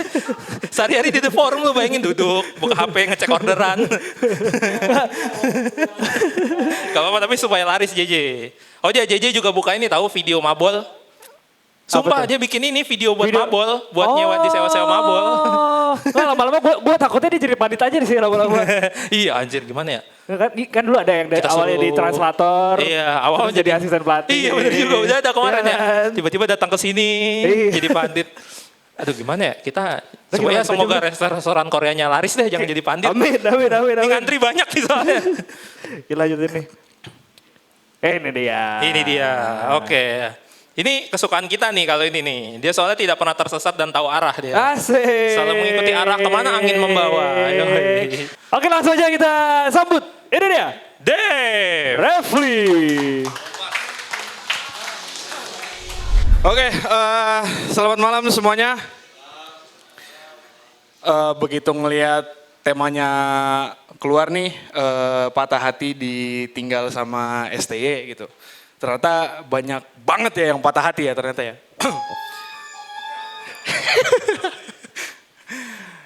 Oke, ditinggal sama STY. Gue sih mendengar kabar ini udah nggak kaget ya gitu, karena mungkin beberapa edisi terakhir di sini juga kan ngebahas STY yang kondisinya terhimpit itu kan. Dan di situ momennya lagi AFF, gue juga di situ bilang kalau AFF ini merupakan ajang ujian kesempatan terakhir bagi STY gitu. Dan kita tahu STY di AFF seperti apa dan hasilnya ya sekarang yang kita tahu semua gitu. Dan ternyata permasalahan atau polemik ini sudah ada, kalau waktu itu gue sebut ketika melawan China, ternyata polemik ini sudah ada ketika melawan Bahrain gitu. Kemarin sudah dipaparkan oleh salah satu exco dari PSSI juga ya, Pak Arya. Kalau misalnya permasalahan mungkin dalam tanda kutip ya, masalah di internal itu muncul ya pada saat melawan Bahrain gitu. Dan ternyata ketika melawan China kita mengharapkan hasil yang bagus, ternyata malah hasilnya tidak sesuai dengan yang kita harapkan juga dan membuat polemik itu semakin besar. Walaupun Sintayong berhasil membuat kita menang melawan Saudi Arabia, entah kenapa poin itu mungkin di mata PSSI nggak cukup yang mengakibatkan ujian kesempatan terakhir dia ada di AFF ya gitu. Dan pemecatan dari Sintayong ini sendiri apa ya? Mungkin sampai tanggal 11 atau sampai tanggal 12 nanti gue masih berusaha untuk mengerti bagaimana netizen-netizen di luar sana yang atau ya mungkin tadi beberapa teman-teman di sini juga merasa sedih ya gitu karena STY sudah memberikan kita berbagai macam prestasi dan juga rekor yang sudah dibuat oleh beliau ya dan sudah mungkin beberapa udah disebutkan juga oleh teman-teman tadi sama Mas Rizal juga tadi di awal mungkin udah disebutin ya prestasi-prestasi dari Sintayong. Cuman gue di sini melihat kalau misalnya kita memang mau naik level selanjutnya gitu, ya mungkin memang harus ada suatu tindakan lah yang harus dibuat juga gitu. Mungkin ya gue juga nggak tahu ya kalau misalkan Sintayong masih bertahan apakah bisa membawa kita lolos ke Piala Dunia atau enggak gitu. Gue juga nggak tahu. Dan begitupun pelatih yang akan datang nanti, Bung Patrick Kluivert juga nggak tahu bisa membawa timnas kita ke Piala Dunia atau enggak gitu.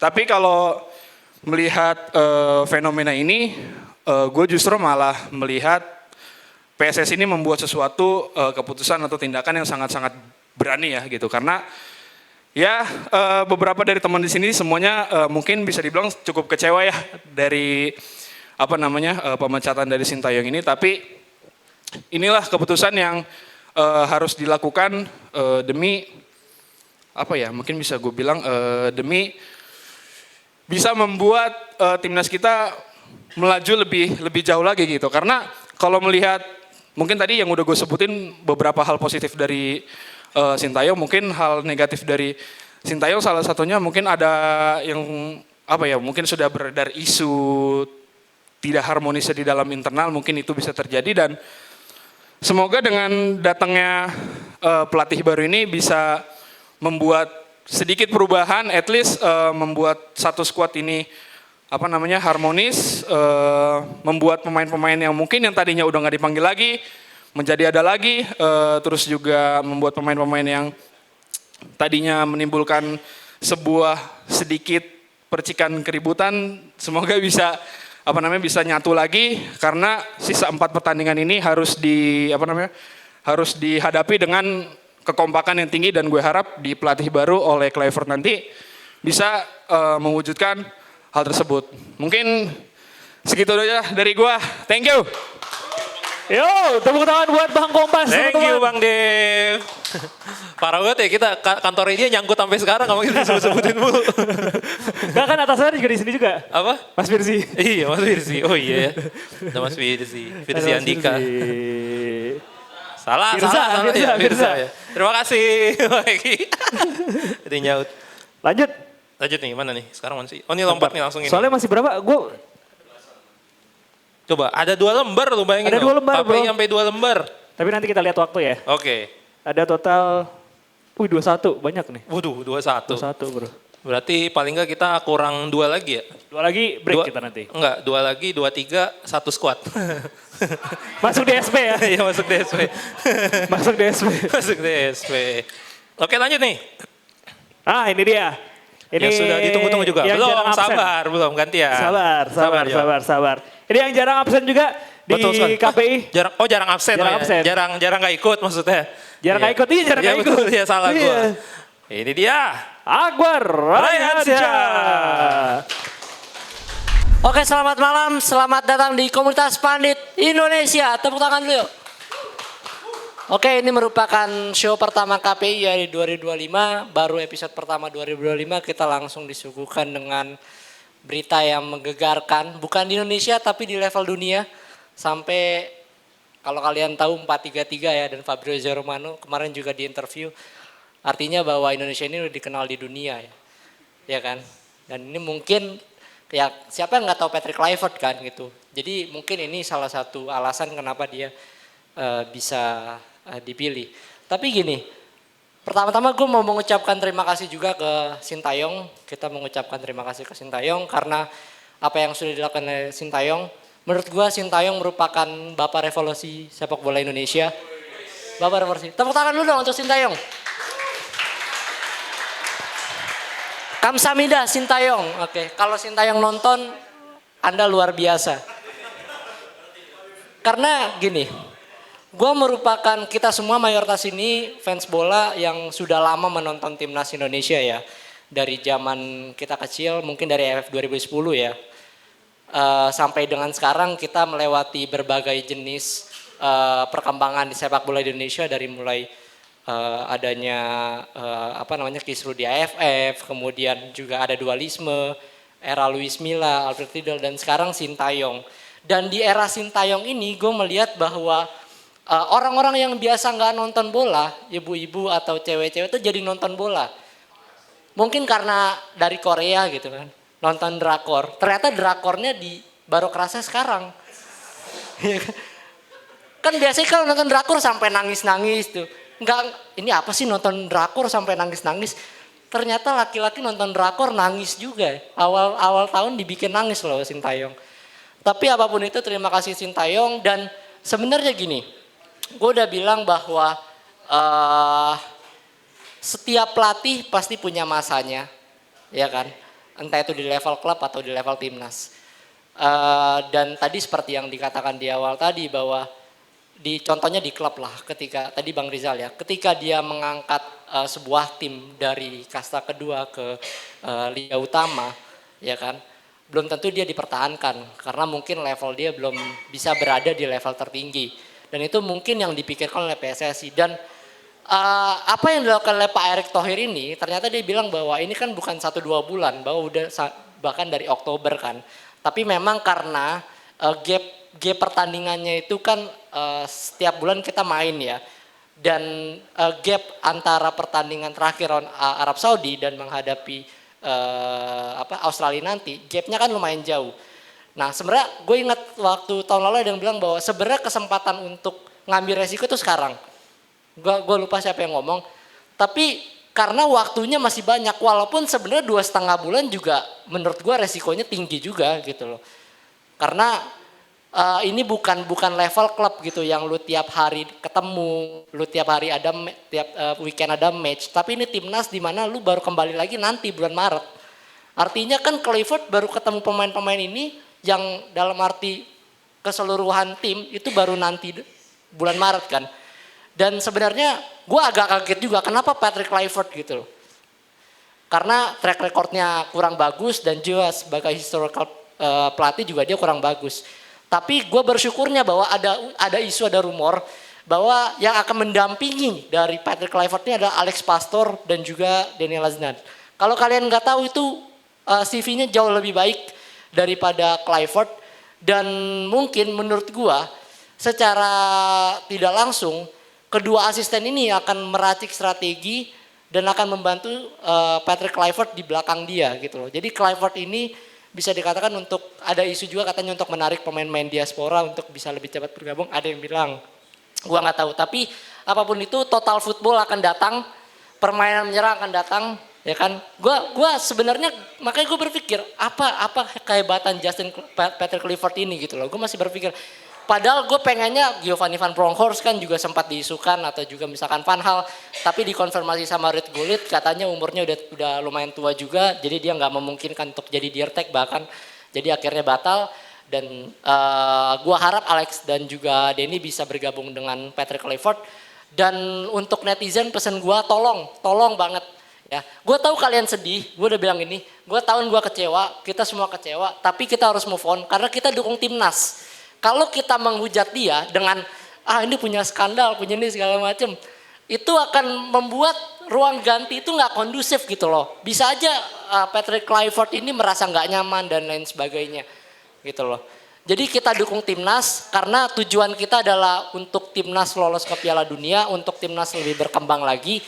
Jadi kita harus satukan kekuatan untuk selalu dukung timnas siapapun pelatihnya. Oke, menurut gua itu aja untuk kesempatan kali ini. Terima kasih. Oke, thank you Akbar. Tapi gara-gara pemecatan dari Sintayong ini, gue baru sadar bro. Kenapa? Ini tuh menunjukkan gimana keadaan di Indonesia kita. Betul. Kenapa? Karena Kenapa tuh? CV yang bagus bakal kalah sama orang dalam. Aduh, tajam banget. Bener juga ya. Tapi ada ini sih, gue jadi ingat beberapa kali kan sebenarnya kan yang kita soroti kan soal komunikasi pemecatan Sintayong yang kita sorotin kurang kan. Bahkan bilang katanya Sintayong 5 tahun di timnas masa belum trofi. Gue kayak perasaan timnas gak gitu deh konsepnya. Kalau klub kan tiap musim kan di liga ya. Saya kayak MU tiap musim di Premier League. Kalau 5 tahun gak juara tuh wajar karena ikut kompetisi yang sama gitu. Kalau timnas kan Piala Dunia juga enggak, AFF 2 tahun sekali, Piala Asia 4 tahun sekali gitu. Maksudnya yang dilihat ya kalau nggak peringkat FIFA ya major turnamennya gitu kan. Jadi mending lolos Piala Asia daripada juara Piala Merdeka. Betul juga. Udah cuma juara Piala Merdeka, AFF nggak masuk semifinal. Iya. Piala Asia nggak lolos, belum maksudnya. Piala Merdeka lawannya WO, lawannya WO. Balik kayak gue gitu. Semifinalnya lawan tim B. Aduh, aneh banget. Aneh. Siapa sih itu? Tahu ada dong, Curacao. Oke, kita lanjut. Makanya kalau ntar tuh Patrick Clifford ini, takutnya kan kalau pelatih-pelatih lain kita harus tampil all out. Patrick Clifford kita all in. Jangan bro, ini rungkat bro. Jangan ya. Nama Jos. Abis ini nanti. Kita butuh kamu tuh yang penyemangat Jos. Nanti habis break Jos. Kamu tuh kita simpan untuk nanti jadi gong ya. Iya betul. Sabar bro. Iya sabar. Gue tahu lu sebel sama saya. Jangan rusak barang juga, jangan. Sorry. Lanjut, ini kita sekali lagi atau 2 kali lagi sebelum break? Karena banyak, sekali lagi lah. Oh sekali lagi. Oke, ini dia. Nah ini cocok nih, melankolis gitu banget nih. Ini nih closingnya nih. Oke, tanpa berlama-lama lagi langsung aja kita sambut. Ini dia, Harry Joe.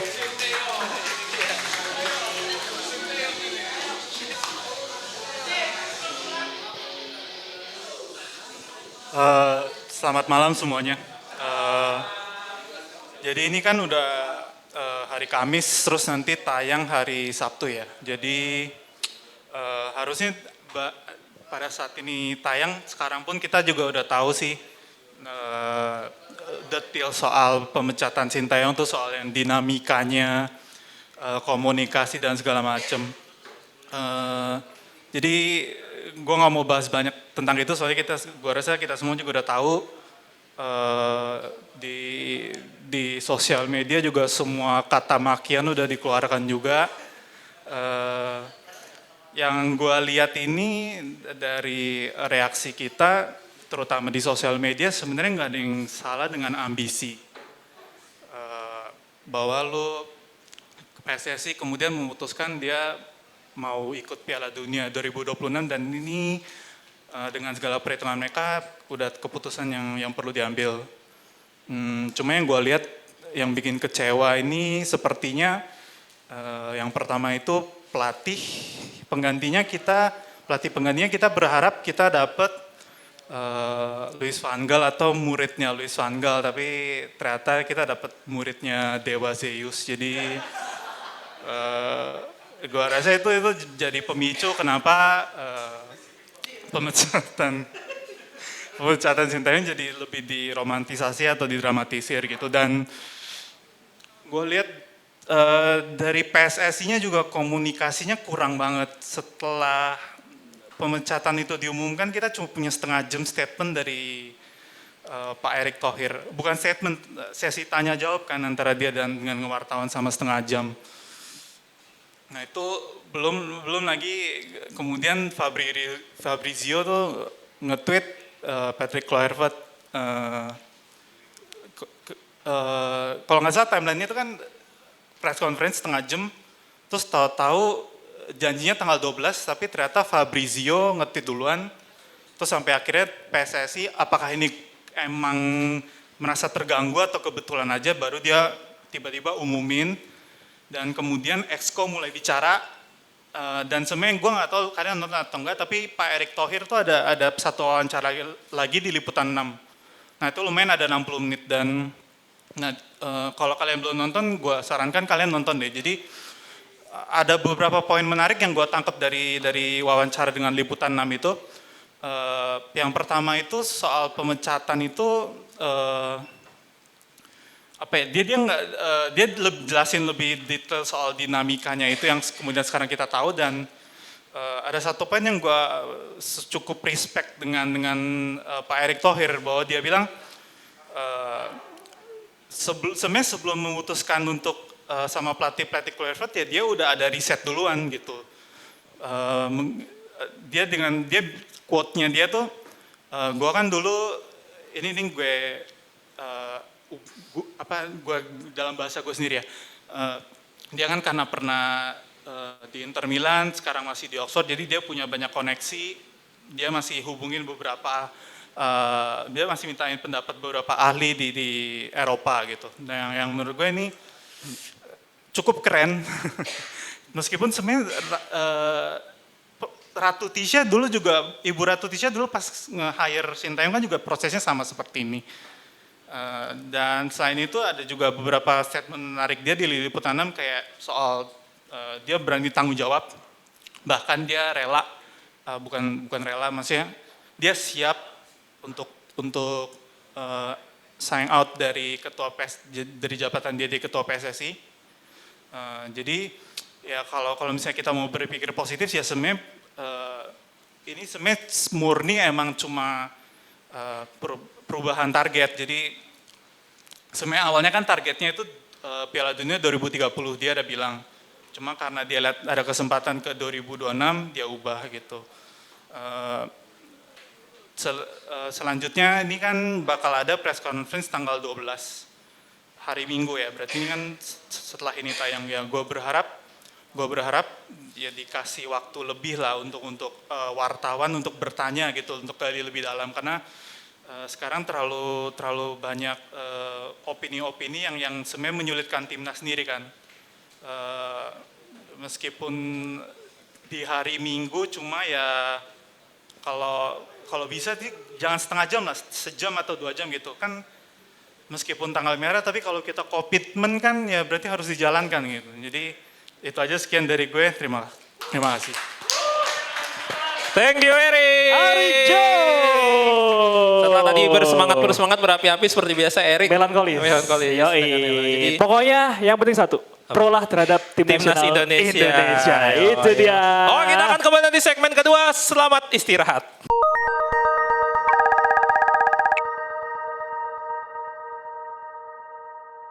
Oke, balik lagi di komunitas Pandit Indonesia. Langsung aja. Ini dia yang sudah ditunggu-tunggu, yang sudah bersemangat berkobar-kobar. Playmakernya KPI. Yes, siapa lagi kalau bukan Joshua.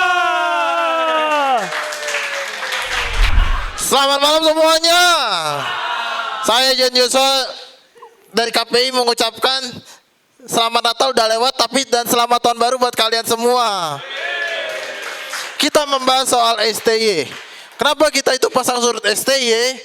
Karena STY ini lagi dalam karena STY lagi membangun agar timnas ini lebih baik. Tampil pertama aja langsung kalah. Pas lawan Oman sama Bangladesh kalah. Terus lawan Thailand kita ditahan. Sama Vietnam kalah, sama UEA juga kalah.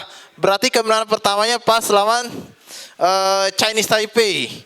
Itu di ajang kualifikasi Piala Asia 2023. Ini perjalanan kita untuk menuju Piala Asia itu gak gampang. Harus lewati dulu putaran pertama. Lalu kemudian babak kedua kita kalah. Babak ketiga kita menang sama Chinese Taipei dengan 5-1 agregatnya, 2-0 sama 3-1. Lalu di putaran 4 Piala Asia dia menang juga, dia awalnya berat-berat, Jordania lah, Kuwait. Tapi alhasil kita dituntut untuk menang lawan Nepal. Tapi lawan Jordania dengan Kuwait awalnya bisa babak belur, tahu-taunya kita berhasil menang Kuwait 2-1. Tapi di laga kedua kalah sama Jordania. Tapi detik terakhirnya 7 gol, gila 7 gol lawan Nepal. Yang golin Marcelino Ferdinand, Witan Sulaiman, dan masih Fakrudin Arianto, dan masih banyak lagi. Lalu kemudian pasang surutnya waktu di AFF kita pas awal ada STY di AFF kita hanya sampai finalis. Kalah dari Thailand yang merupakan raja AFF saat ini. Tapi dulunya kita awalnya bisa sampai semifinal. Buktinya masuk final dia berani ngalahin Singapura di detik-detik terakhir. Di detik terakhir pas Kadek Agung dia masuk sebagai pengganti. Pas semifinal kedua lawan Singapura 4-2. Tapi cuma 1 kali main. Sedangkan di ajang Piala Asia 2023 kita sudah 1 tiket aman lolos. Bukan berarti kita harus tergabung dulu. Ada Irak, Jepang sama Vietnam. Di laga pertama lawan Irak kita harusnya bisa diunggulkan, tapi kalah 1-3, golnya Marcelino Ferdinand. Tapi untungnya kita menang atas Vietnam, sesama ASEAN loh. Buktiin, sesama ASEAN kita menang 1-0. Dan terakhir bingung nih mau menang sama Jepang, bingung mau lawan Jepang menang atau gimana, tapi kalah. Tapi pas detik terakhir timnas kita lolos sampai 16 besar sebelum disikat Australia 4 gol. Sebelum tampil di Piala Asia harus lebih dulu putaran pertama Piala 2026 lawan Brunei 6 gol. 8 gol totalnya. Lalu di putaran kedua kita bisa kalah, awalnya kalah seri. Lalu di laga ketiga dan keempat kita menang. Lalu di laga terakhir kita menang dan kita putaran 3 udah lolos. Nah, buktinya yang U23 nama Turkmenistan 2 gol, Chinese Taipei-nya 9 gol. Apa bukti bahwa STY ini bisa membentuk pondasi agar lebih baik lagi? Seperti Kiati Suksenamuang sama Park Hang Seo. Bisa cukup gak? Belum tentu. Tapi di putaran 3 lawannya ada Jepang kah, Australia, Arab Saudi, Bahrain sama Tiongkok. Tapi kalah sama Tiongkok sama Jepang. Kalah lawan Tiongkok Jepang buktinya menang sama Arab Saudi.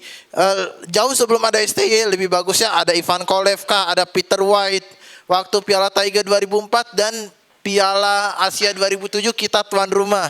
Kita buktiin deh bagaimana, apakah pelatih baru si Wilfred ini bisa lebih baik dari Peter White sama Ivan Kolev, sama Riedel aja sama Luis Milla.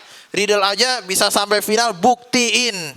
Tapi pas Peter White-nya itu dia bisa masuk putaran final Piala Asia 2004 dan Ivan Kolev pun bisa 2 kali masuk Piala Asia 2004 dan 2007. Semoga di era Wilfred ini kita bisa lebih baik lagi, lolos Piala Dunia 2026, U23 juga jaga asal lolos ke Piala Asia U23 di Arab Saudi.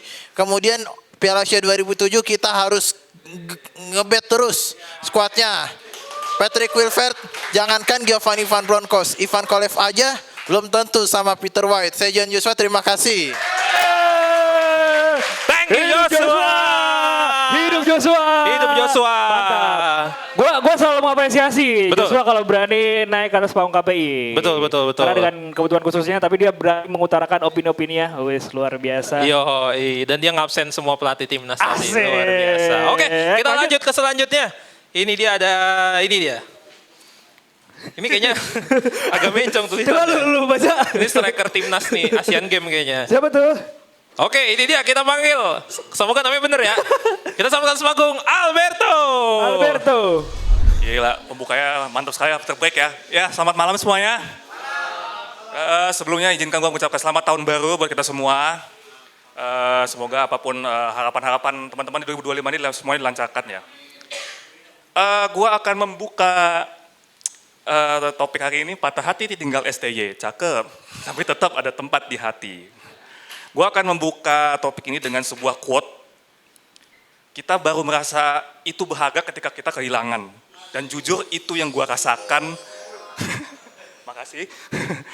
Dan itu jujur yang gue rasakan ketika berita pemecatan Sintayong terjadi kemarin hari Senin. Udah itu terjadinya hari Senin, Sintayong, besoknya Inter kalah. Ya itulah. Tapi khusus buat Sintayong, tadi teman-teman semua juga udah singgung semua bahas, dan memang baru di era Sintayong inilah saya merasakan yang namanya nonton timnas tuh excited gitu.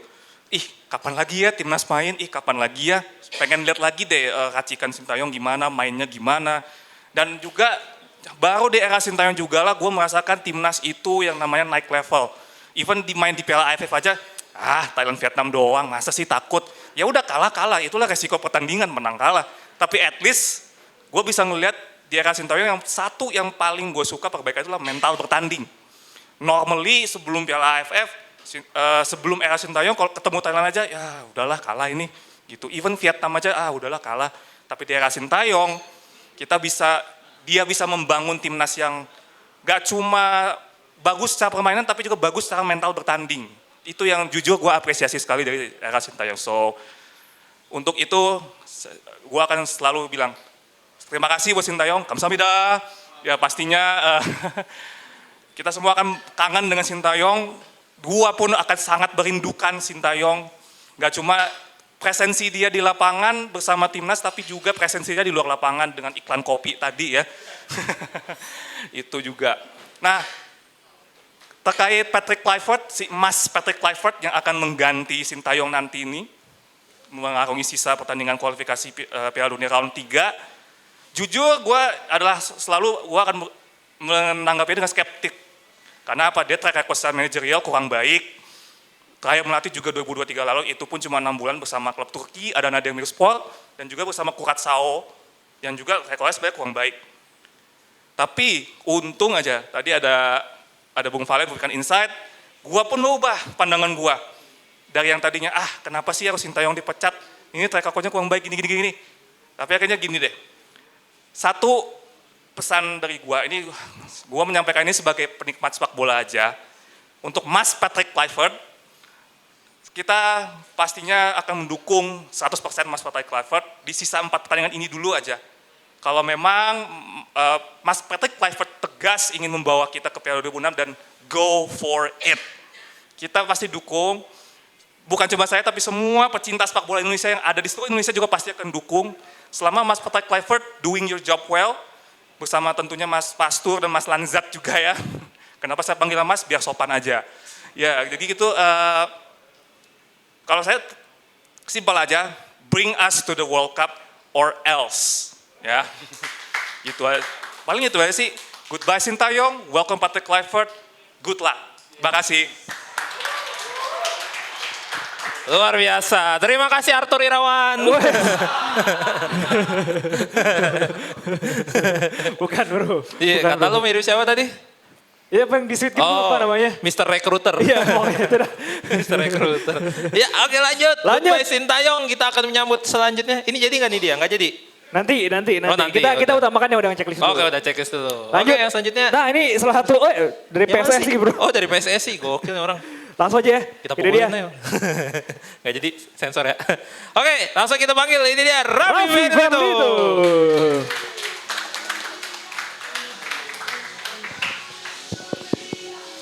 Tes. Kedengeran nggak? Kedengeran ya? Oke, seperti biasa ya, kita buka dengan pantun dulu ya. Kalau udah mode awakening, muncul banyak petir.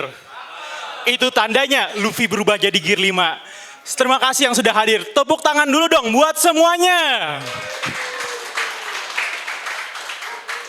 Oke, sebenarnya nih hari ini tuh gue nggak mood banget ya buat bahas bola ya. Karena Liverpool baru aja kalah sama Tottenham Hotspur ya. Yang harusnya Bergvall tuh kartu merah tuh yang di kedua tuh. Tapi karena hari ini bahasnya tentang timnas Indonesia, ya kita harus setidaknya punya bergairah lah untuk bahas masa depan timnas Indonesia. Oke, terkait ini pemecatan STY yang tadi sempat dijelaskan dia tuh dipecat tanggal 6 ya kalau tidak salah tuh di hari Senin.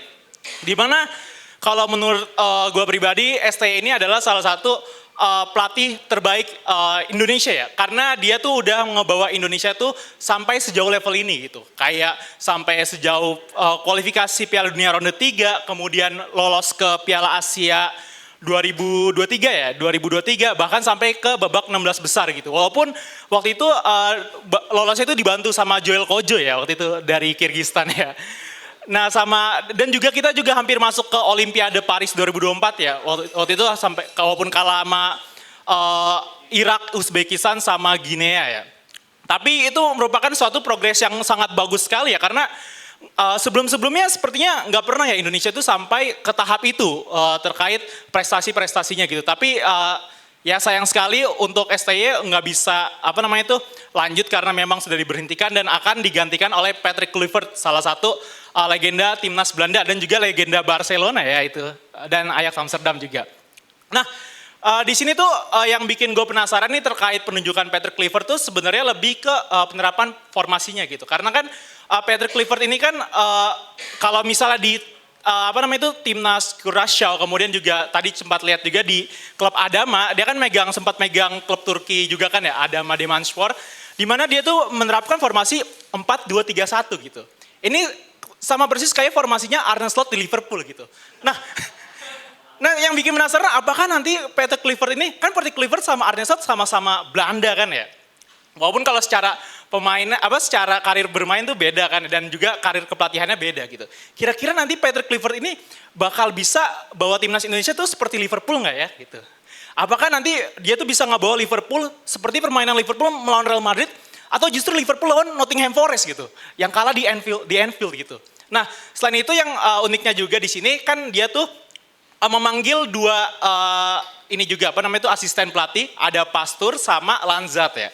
Di mana ternyata si Pastur ini tuh juga formasinya sama juga 4-2-3-1 kalau misalnya tadi saya lihat di Almer City ya, di Almer City. Dalam hal ini tentu dua orang ini tuh bisa membuat kombinasi yang bagus terkait penerapan dari formasi 4-2-3-1 ini gitu. Nah, yang saya juga sempat baca di media-media gitu, di sini tuh Patrick Kluivert tuh mungkin bukan yang sebagai tandem utama untuk terkait strategi ataupun taktik gitu. Justru di sini akan menitik beratkan si Pastur sama si Lanzat untuk terkait strategi gitu. Nah, tapi di sini mungkin si Patrick Kluivert ini itu lebih bisa dikatakan sebagai abang-abangan gitu. Jadi dia yang bisa menarik banyak diaspora lainnya tuh yang ada di Belanda yang belum dinaturalisasi bisa masuk ke timnas Indonesia seperti Jairo Rightwald sama Ole Romeni gitu. Jadi dalam hal ini mungkin ada bagusnya juga ya, walaupun banyak ya orang-orang lain tuh bahkan sebelum si Patrick Kluivert ngelatih ini udah ada tagar Kluivert out gitu. Kayak ini gue baru pertama kali lihat nih ada penunjukan pelatihnya belum ngelatih udah disuruh out gitu. Bahkan ekspektasinya tuh tinggi banget kalau misalnya Kluivert nggak bisa bawa Indonesia lolos ke Piala Dunia, si Kluivert ini harus out gitu. Nah kalau menurut gue pribadi ya, kalau misalnya kan nanti kan ada sisa 4 pertandingan lagi ya. Nah kalau misalnya di bawah asuhan si Patrick Kluivert ini gaya permainannya mungkin lebih berprogres ataupun lebih bagus dibanding STY ya, mungkin kan belum terjadi kan ya. Nah kalau menurut gue sih nggak apa-apa coba pertahanan dulu, siapa tahu nanti ada progres yang berlanjut sehingga mungkin Indonesia ada kesempatan lolos Piala Dunia di 2030 gitu di Uruguay, Argentina dan kawan-kawannya gitu. Walaupun di 2026 ini kita juga tetap pengen lolos juga ya, emang harus lolos. Mungkin itu aja, sekian dari gua, kurang lebihnya mohon maaf. Wassalamualaikum warahmatullahi wabarakatuh. Thank you Raffi. Itu dia. Nggak ada siapa namanya? Nggak ada Dio. Dia yang pantun. Dio, apa kabarmu Dio? Datang Dio, kita kangen. Mentang-mentang MC dikritik Bang Valen. Jebret media. Lucu lagi aja. Inilah media olahraga. Gua apa anjir, kesel banget. Jebret. So jadi kalau ada korang-korang nih tengok nih video, ini dah kita pastikan kita sedang cakap nih dengan bola sepak Malaysia, tak bahas Indonesia. Kita tak ada pun bahas bola sepak Indonesia. Sebab kita tak maulah kita buat ada case dengan bola sepak Indonesia. Jadi KPM kita. Komunitas Panit Malaysia. So supaya saya ni nak buat save lah kawan-kawan kami kat sini. Jadi tak ada lah kita bahas bola sepak Indonesia, kita hanya tadi bahas bola sepak Malaysia. Oke, thank you. Aman ya kawan-kawan semua. Aman. Apa-apa. Oke, lanjut. Yang selanjutnya ini dia udah sampai lembar kedua. Asik. Langsung aja ya. Langsung aja, ini dia. Togi. Jujur ini tema yang agak berat ya menurut gue karena pro kontra muncul di pemberitaan selama ini beberapa hari kebelakangan. Terus gue temu komen yang menarik sebenarnya. Nggak tahu menarik apa nih. Tiba-tiba ada yang komen gini. Yaudahlah ribut-ribut gabungin aja STY sama Patrick Kluivert katanya. Jadi pelatih timnas katanya gitu. Gue nggak tahu kenapa dia bisa komen kayak gitu. Gue pengen nyampein opini gue juga tentang timnas. Kalau ditanya gue ada di sisi kontra dalam pemecatan dari Sintayong.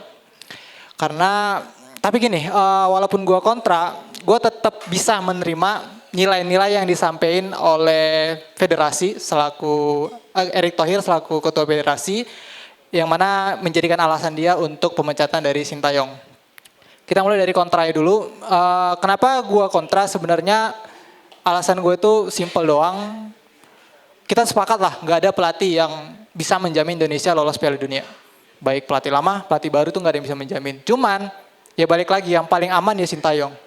Karena gue ngerasa ini pemain yang, ini pelatih yang udah kenal tim ini, yang paling kenal tim ini. Dia udah 5 tahun bareng Rizky Ridho, bareng Marcelino, Witan, sama pemain Wahyu, iya Wahyu juga.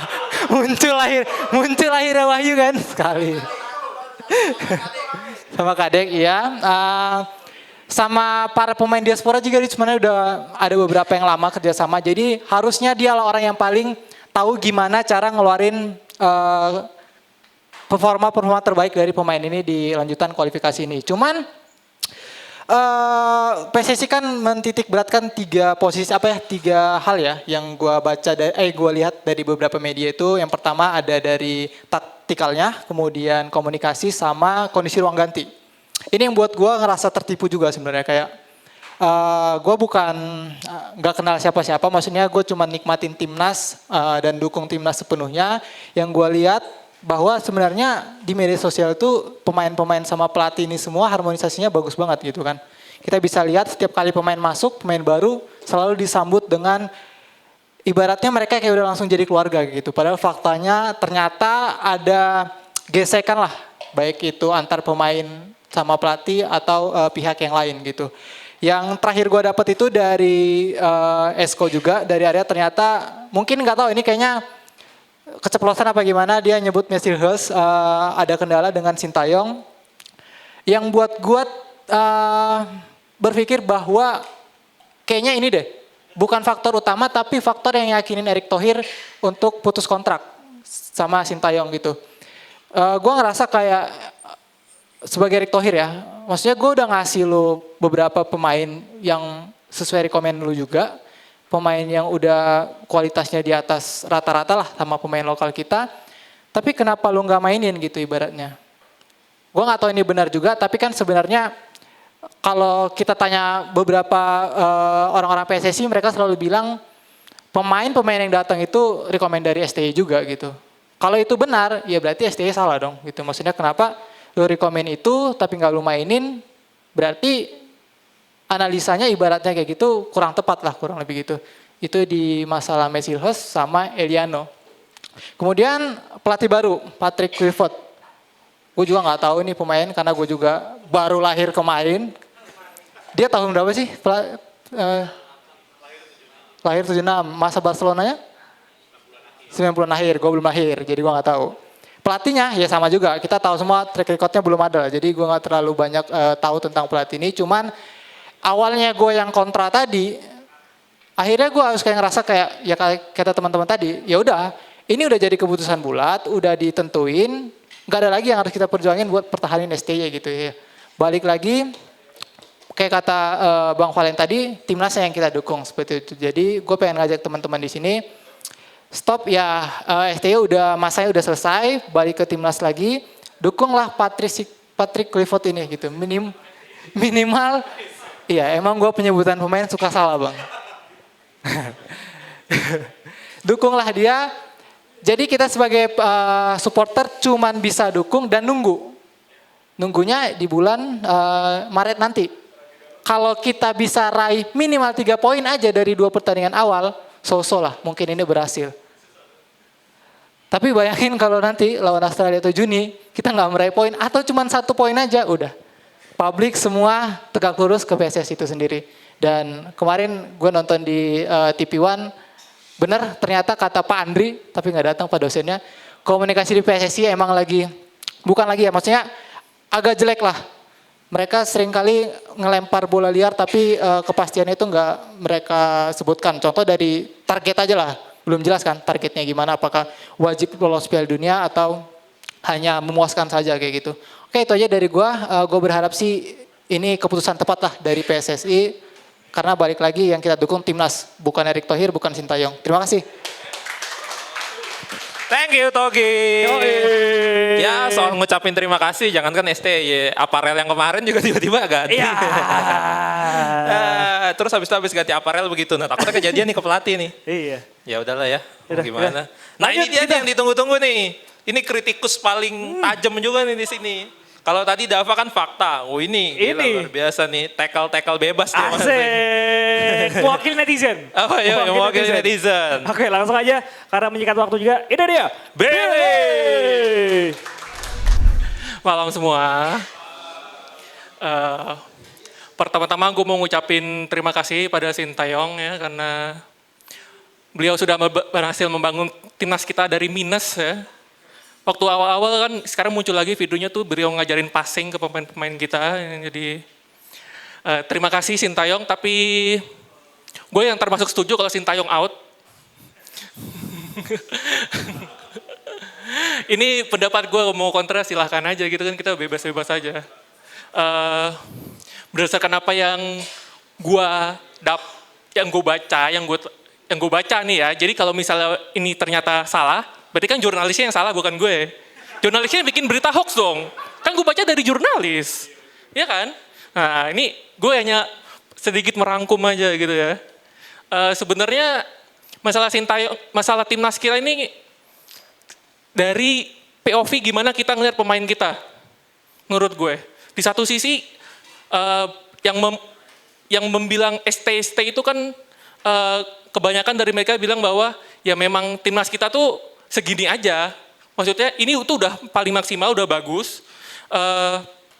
Ya kurang lebih gitu ya, kayak ya kita harus sadar timnas kita ada di mana. Tapi di satu sisi yang lain kan ada juga pendapat yang bilang bahwa enggak deh, kayaknya dengan pemain-pemain baru kita, dengan pemain kita yang mungkin akan datang nanti juga, kayaknya sih akan lebih, kita harusnya bisa ya melihat lawan-lawan kita juga di grup ini gitu. Jadi, dan gue termasuk orang yang ada di POV yang kedua itu, yang gue merasa kayak harusnya timnas kita bisa. Ya gitu. Terus, dan juga ini ada satu lagi yang menarik ya, jadi tadi gue nemu komen-komen gitu, ada katanya sih kalau naik kelas aja gurunya ganti gitu. Nah tapi pertanyaannya apakah kita udah naik kelas? Nah itu kalian aja nyimpulin sendiri gitu ya. Terus lanjut juga pemilihan pelatihnya itu Patrick Kluivert gitu ya. Secara CV gak begitu jelas juga karena di Adana cuma 6 bulan gak sampai, bahkan di Curaçao juga katanya sih jelek ya katanya, tapi kalau dari peringkat sih dari 150 bisa jadi 80 habis dia out gitu. Itu beritanya gitu loh buat saya. Nah tapi yang menarik dari Patrick Kluivert ini udah ada julukannya, namanya trio PKL. Pastor, Kluivert, Lanzat. Udah ada tuh namanya trio PKL. Tadi gue juga nonton ESPN Belanda gitu ya. Pakai ChatGPT langsung pakai ChatGPT biar langsung translate. Menurut punit-punit di sana juga keputusan federasi kita untuk memilih Kluivert itu juga dipertanyakan sebenarnya di sana. Ya karena melihat juga setelah tahu bahwa asistennya itu pastor gitu ya, itu katanya dalam tanda kutip dialah pelatih sesungguhnya, bukan Kluivert. Tadi juga kata siapa tadi sebelum ini ada yang bilang bahwa pastor itu mainnya 4-2-3-1. Tapi kalau berdasarkan transfermarkt.com buka sekarang itu 3-4-1-2. Yang nggak tahu ini mana yang benar, gue juga belum pernah nonton, ini gue cuma baca doang kan. Tapi ini bisa jadi masalah kita selanjutnya gitu, yang semoga bisa segera dimitigasi gitu. Masalah pertama adalah mau main, kita biasa main 3 back. Kalau dirubah ke 4, pool talent kita di back itu banyak banget. Jangan sampai nanti kalau misalnya kita berubah ke 4, itu nanti ada lagi tuh yang komen-komen, kok Rido nggak dimainin sih? Kok misalnya Hapner nggak dimainin? Kalau misalnya Bagot mungkin balik, kok Bagot nggak dimainin? Karena kita dari 3 berubah jadi 2. Dan itu kita banyak banget di situ, ya kan?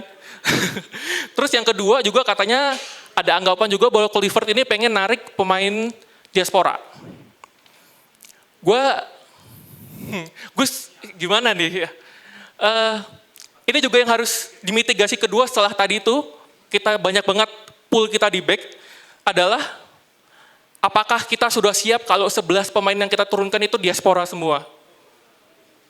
Ini juga pertanyaan yang harus kita mitigasi gitu ya, karena jangan sampai nanti ada lagi kejadian, ini misalnya kita lolos Piala Dunia tapi yang main orang Belanda semua gitu misalnya.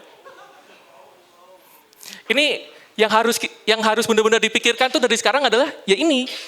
Jangan sampai itu nanti jadi bola liar terus berikutnya ujung-ujungnya out terus aja kan gitu. Dan juga terakhir nih buat Patrick Kluivert nih, penduduk Indonesia nih sangat gila bola, 270 juta lebih, itu gila bola semua. Jadi buatlah kita tersenyum di bulan Maret dan Juni nanti. Gitu aja, terima kasih. Cek itu Thank ya. you, Billy. Ternyata penutup kita ya di malam hari ini. Tadi kalau kata dia trio pelatih kita PKL ya. Hampir aja kepleset tuh. Iya. Kalau huruf mati ke huruf hidup, waduh. Enggak, tapi ternyata Patrick Kluivert nama panjangnya Patrick Stefan Kluivert. Kenapa tuh? Disingkat Iya. Bukan gue yang ngomong. Untuk gak kepancing gue megang mic masuk ke sini. Bukan gue yang ngomong. Bukan gue yang ngomong. Semuanya terima kasih teman-teman yang sudah hadir. Mohon maaf nih kalau kita nggak bisa menampung opini teman-teman semua atau tidak bisa membagi kesempatan teman-teman maju karena ternyata memorinya tidak cukup. Nah itu dia. Atau mungkin minggu depan kita bikin essay part 2. Gimana? Besok aja gimana? jangan. Jangan. Ya? Kasih nanti produksi. Oke. Jadi kali ya. Iya. Oke, terima kasih. Bapak Ketua mau mengasih penutup. Oh, singkat. Oh, Oke, boleh. Singkat. Ini dia, kita kasih tepuk tangan untuk Bapak Ketua kita, Rizal Balevi. Oke, ternyata saking ramainya hari ini baru kali ini ya. Kita sebenarnya ada yang masih mau ngomong tapi memori nggak cukup. Itu berkat antusiasme kalian dukung Timnas Indonesia. Tepuk tangan dulu. Yang sebenarnya yang ditunggu-tunggu kan masih ada kayak Raffi, habis itu Pak Ismail, tapi sesi berikutnya mungkin Pak, insight-insight soal Kluivert kita tunggu nantinya. STY udah kita cukupkan di sini, jasanya udah bagus. Gue tadi kena banget sih sama si Billy tuh. Kita kalau naik kelas aja dari SD ke SMP gurunya ganti kan. Masa mau gurunya yang SD terus, walaupun kita suka sama guru kita pas SD, tapi mau nggak mau kita harus ganti. Lu selalu punya guru favorit kan di SD? Ya mungkin rasanya kayak gitu tuh. Kita harus bisa move on, cari penggantinya, dan semoga aja ini yang bisa ngebawa kita ke tujuan utama kita. Dan kalau bertanya-tanya, sebenarnya ada nggak sih negara yang berjuang di ronde 3, mencat pelatih di tengah-tengah, abis itu mencapai tujuannya ke Piala Dunia? Jawabannya ada. Siapa?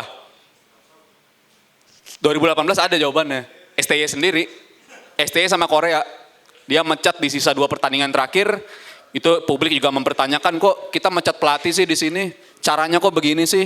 Apakah ada dinamika nih pemecatannya pelatihnya segala macam? Tapi ternyata STY bisa nganterin Korea di sisa 2 pertandingan, sebuah mission impossible, dan dia bawa Korea lolos ke Piala Dunia walaupun akhirnya gagal di fase grup ya. Tapi itu ngasih gambaran lah supaya lu bisa mikir langkah-langkah kayak gini emang gak populer tapi pernah dilakukan dan secara bukti pernah sukses. Jadi kita semua tetap dukung Timnas Indonesia, kita bakal dukung Patrick Kluivert juga selama menangani Timnas. Ada 4 pertandingan yang akan dihadapin dan gue sih orang yang percaya akan banyak banget ini ya, hukum-hukum apalah namanya, tapi kayak ibarat Liverpool. Untuk bisa ngeraih trofi Premier League, mereka harus ngelewatin yang namanya Gerrard kepleset dulu kan. Orang paling mereka cinta tapi nyatanya dia yang harus kepleset, kalah sama Chelsea. Tapi di tahun 2019 Liverpool jadi juara berkat City kalahnya dari Chelsea. Jadi bisa jadi harga bagi kita untuk lolos Piala Dunia, ya harga yang harus dibayar kayak begini dulu di awal tahun. Dan itu gue percaya sistem-sistem kayak gitu, dan bukan gak mungkin. Kita harus ngelewatin ini, bayaran yang harus kita bayarnya emang kayak ngawalin tahun dengan pemecatan pelatih kayak gini, tapi bisa jadi ini bakal jadi start cerita yang luar biasa bagi kita untuk mantau di Piala Dunia yang akan datang. So, dukungannya tetap ada. Nanti kita nonton bareng-bareng di Maret ya, kita kejar ya tiket, nanti infoin. Kita tetap ke stadion semua, dan KPI tempatnya kalian berbicara, kalian berpendapat, dan dibuktikan hari ini ya, kita ini bukan domba semua. Kita biarin lu punya pendapat, kita nggak akan mempermasalahkan lu lebih pintar dari Erick Thohir apa enggak, walaupun udah dihimbau, lu nggak lebih pintar dari Erick Thohir. Dia pernah punya Inter, pernah punya Oxford, masa lu mau mengkritik dia? Tapi ya di sini tempatnya bukan para domba, dan kalian boleh berpendapat. So, thank you semuanya, see you di kesempatan yang akan datang. Mungkin masih Timnas, dan pembahasannya udah, fotonya udah bukan ini, tapi pelatih kita yang baru nantinya. Ketemu lagi di KPI yang akan datang. See you semua. Oke. Kalau gitu mau gue tutup dengan Joyun Gerardoa Dasuvimida. Doyun Bayo Gamsamida. See you next time. Bye bye. Sampai jumpa di KPI yang berikutnya.